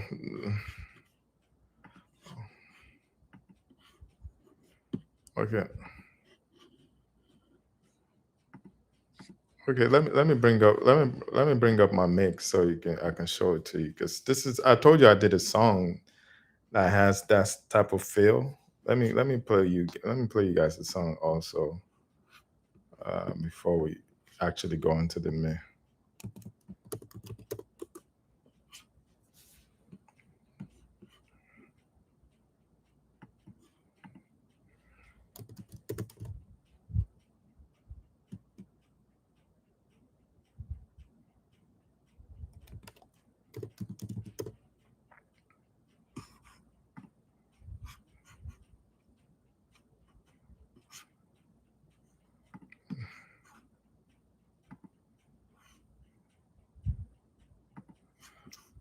Yeah, don't worry, I'll show it to you. This the song that can you see the Spotify? So this is a song that I produce and mix for a client. Why is it not playing?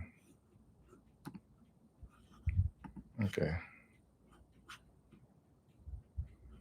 why is it not playing? After signing, yeah. Let's see.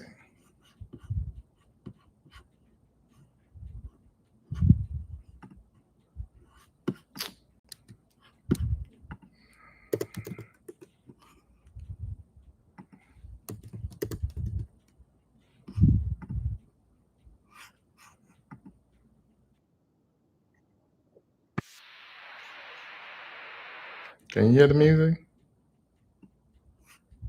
Can you hear the music or no? Huh? Oh, why is it not playing music?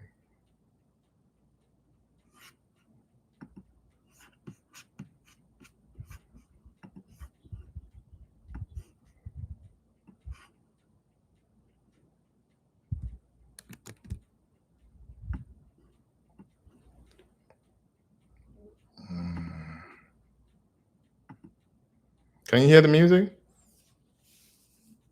Okay.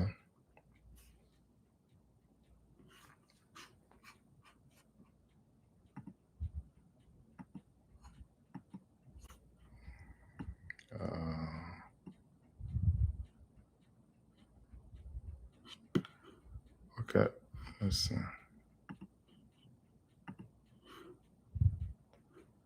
Okay, 1 second. Let's see, where is the final mix? I'm trying to.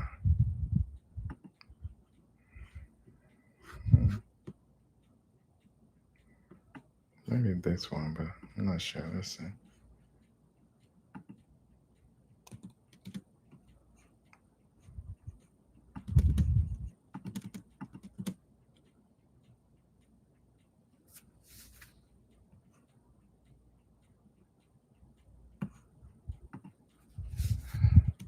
Okay, that's not the final mix. Where is the final mix in here?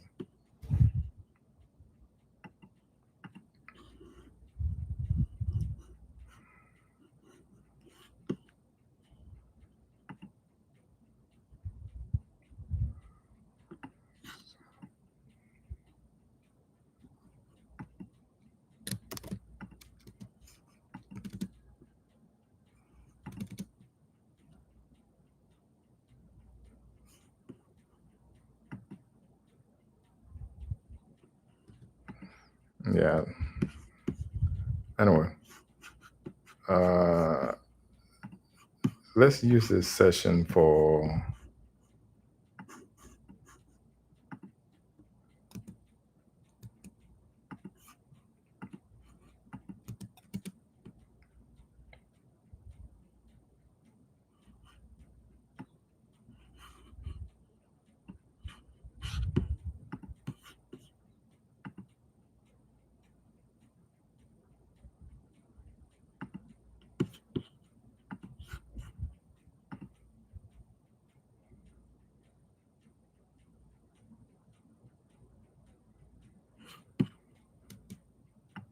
Yeah, it's coming from the door. Yeah. Oh, you're not seeing the door? Oh, sorry. Okay. Can you see the door now?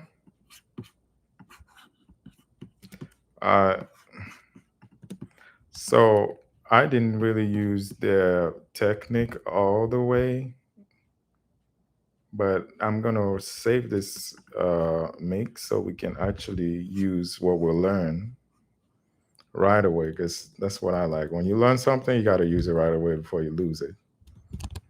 So let's name this hill song. So we're gonna put what we're learning to use, because I have all the elements in that song in here as well, so we can actually recreate the mix if we want to, or something close. Of course, it's not going to be exactly as theirs. So the drum section.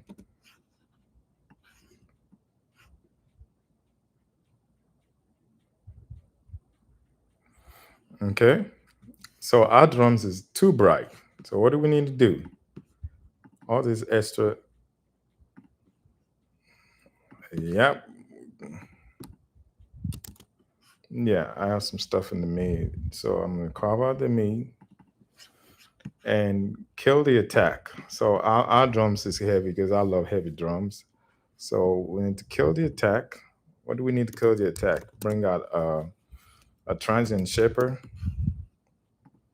to kill the attack. Let me see which one I want to use. I got two that I can use. Yeah, we're going to use EQ, then we're going to use plugin. So we know we need to scoop out a whole bunch of mid-range. Okay, so this is the drums without the processing. You see, my processing kind of make it darker a little bit. This is the drums without anything. Oh wow, that sounds good. But anyway, we're trying to kill it, make it sound terrible. So we need a big wide. You see that? So still too bright. Oh, this is another trick that I can show you guys. Let me see. What is the? Yeah, big caution. So if I put a big caution on it, and this is what we have.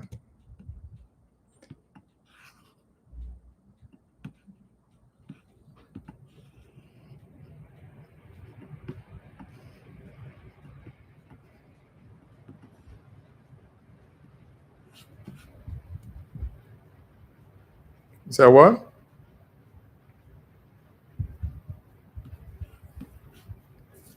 No, no, no. This caution doesn't cut the mirroring. It cut the fidelity.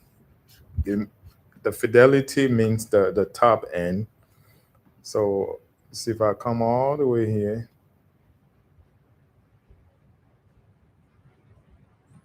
Yeah, this is one of the tricks that Drake producer. This is what he used on Drake's music. Remember that Marvin Room? How that music was so dark and the vocal was just like bright and everything. This is what he did. He cut the music, the whole music, all the way down here. This is different from EQ. EQ cannot get you the sound. Look at that. Let me show you. I'm gonna put this at 4K. Now let's try to replicate that with putting the EQ at 4K. All you hear is a completely different sound. 1, 2, 3, 4K. Now we got the EQ at 4K and we got the S 4K. Tell me the difference.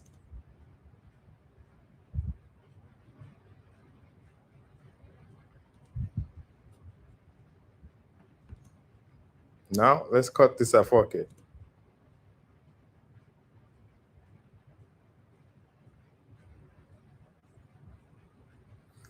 Exactly, because it had something to the low end as well. It makes it thicker because it's adding some its own harmonic generation on the one that goes on the to the back, the low one.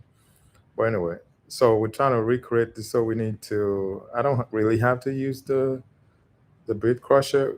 So we need.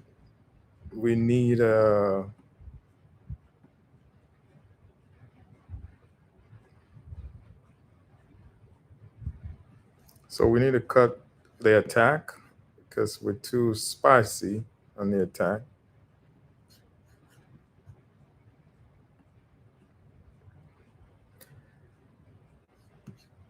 Yes, yes. I already brought it down, but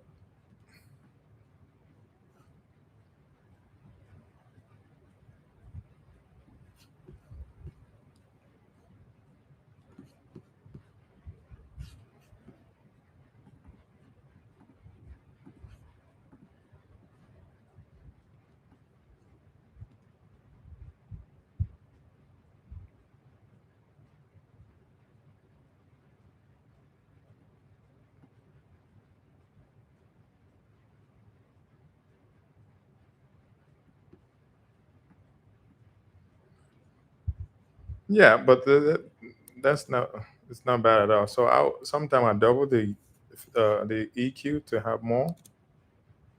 Yeah, see now we're getting there.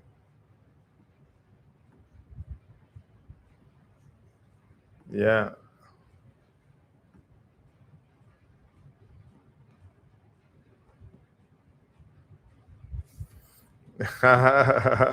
Someone is getting inspired. Okay, now let's go to the music section.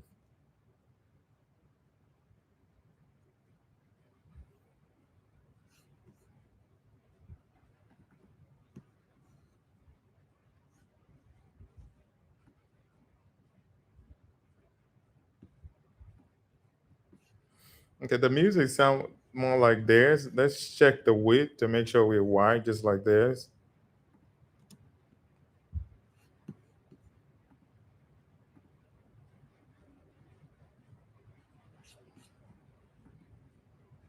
Okay, so let's check the vocal.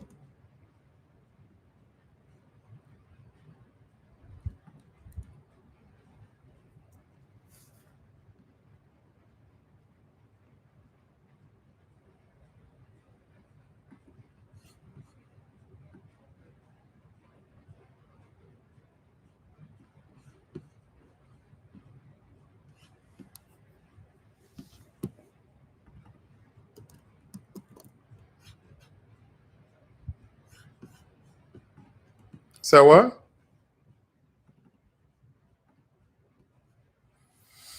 I hired two choirs, two different people from Fiverr to sing their backgrounds for me. So two black male or female, and one lady from Argentina, and I blend both of them together to create that effect. Not really. The black people, I think they have multi.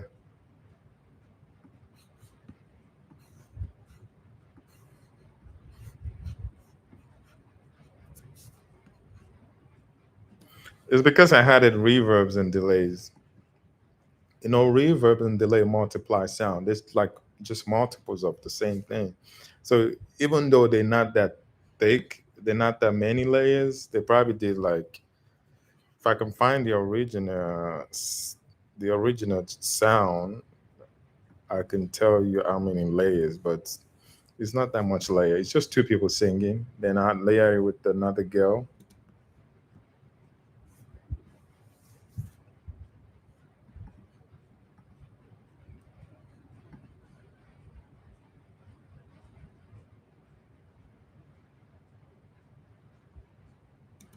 So both of them together.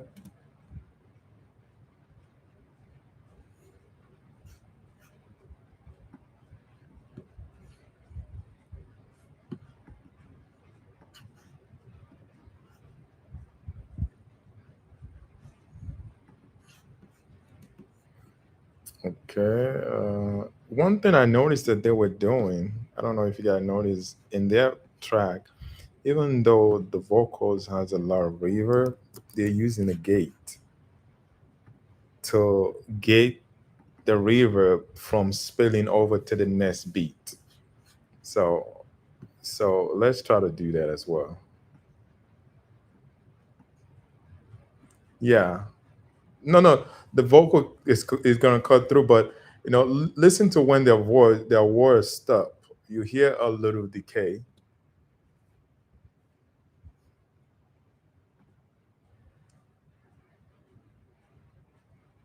You hear those extra tail? Yeah, we're trying to kill those. We're trying to kill those because they did that as well. So let's see how we can do it.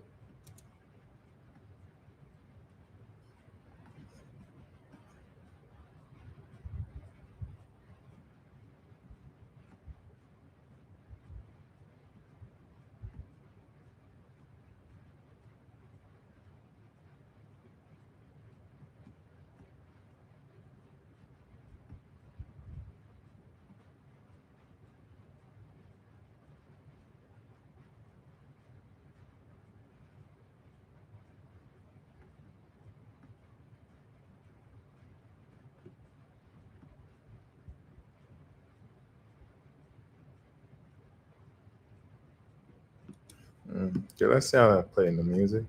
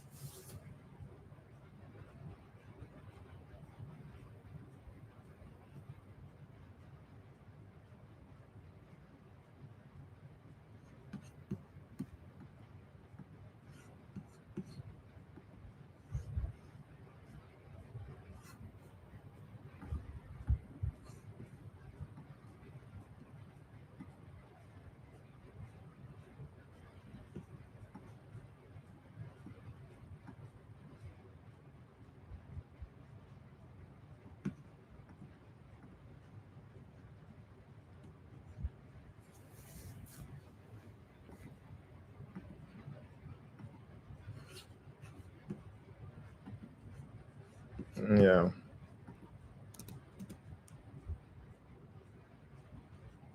So now you see how to make the drums sound how you want it, right?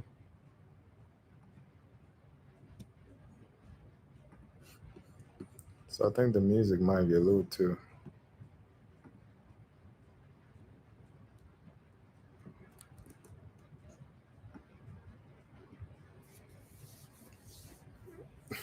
I just posted a video about that last night. I just posted a video about that last night on the social media.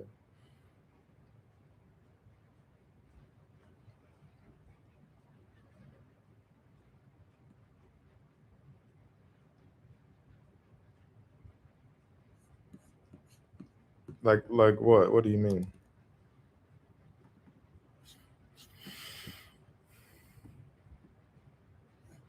On the drums, I used just EQ. That's all we use on the EQ on the drum.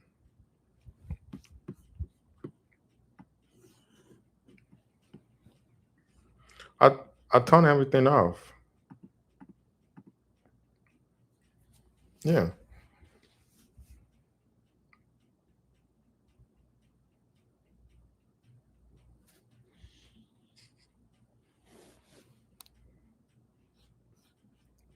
Oh, you talking about the bit crusher? Oh,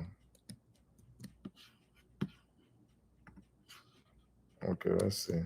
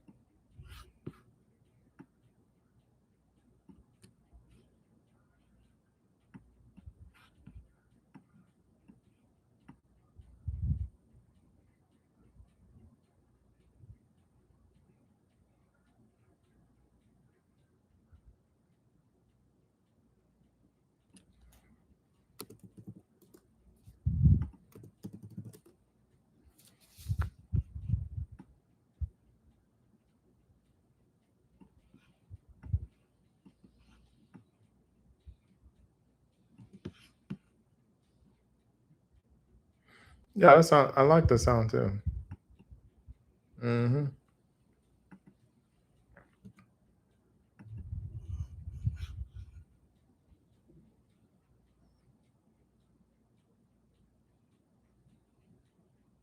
Yeah, because that creates space for the vocals, and it just makes everything sound cleaner. So that's another lesson that Daniel you should learn. The reason, one of the benefit of cutting is voltage, because you have to look at frequency like voltage. It was someone that actually talked about that. I think Dave Pensado or Jason Joshua, maybe both of them or one of them. So when you're cutting stuff, you leave in voltage for something else to take place in that area. So, and because when you add unnecessary frequency on top of each other, you use up your voltage and your headroom faster. So by doing this, it gives us more room for something else to take place, to take that spot. Yeah. There is a mix that I've done that I use this crusher on pretty much everything, and it sounds so good because it's like a filter. If it restricts uh, frequency, so nothing crossover. It's not like EQ. EQ. Even though when you use the X4, if you're not being aggressive, some stuff are still spilling over. It really depends on the application though. So.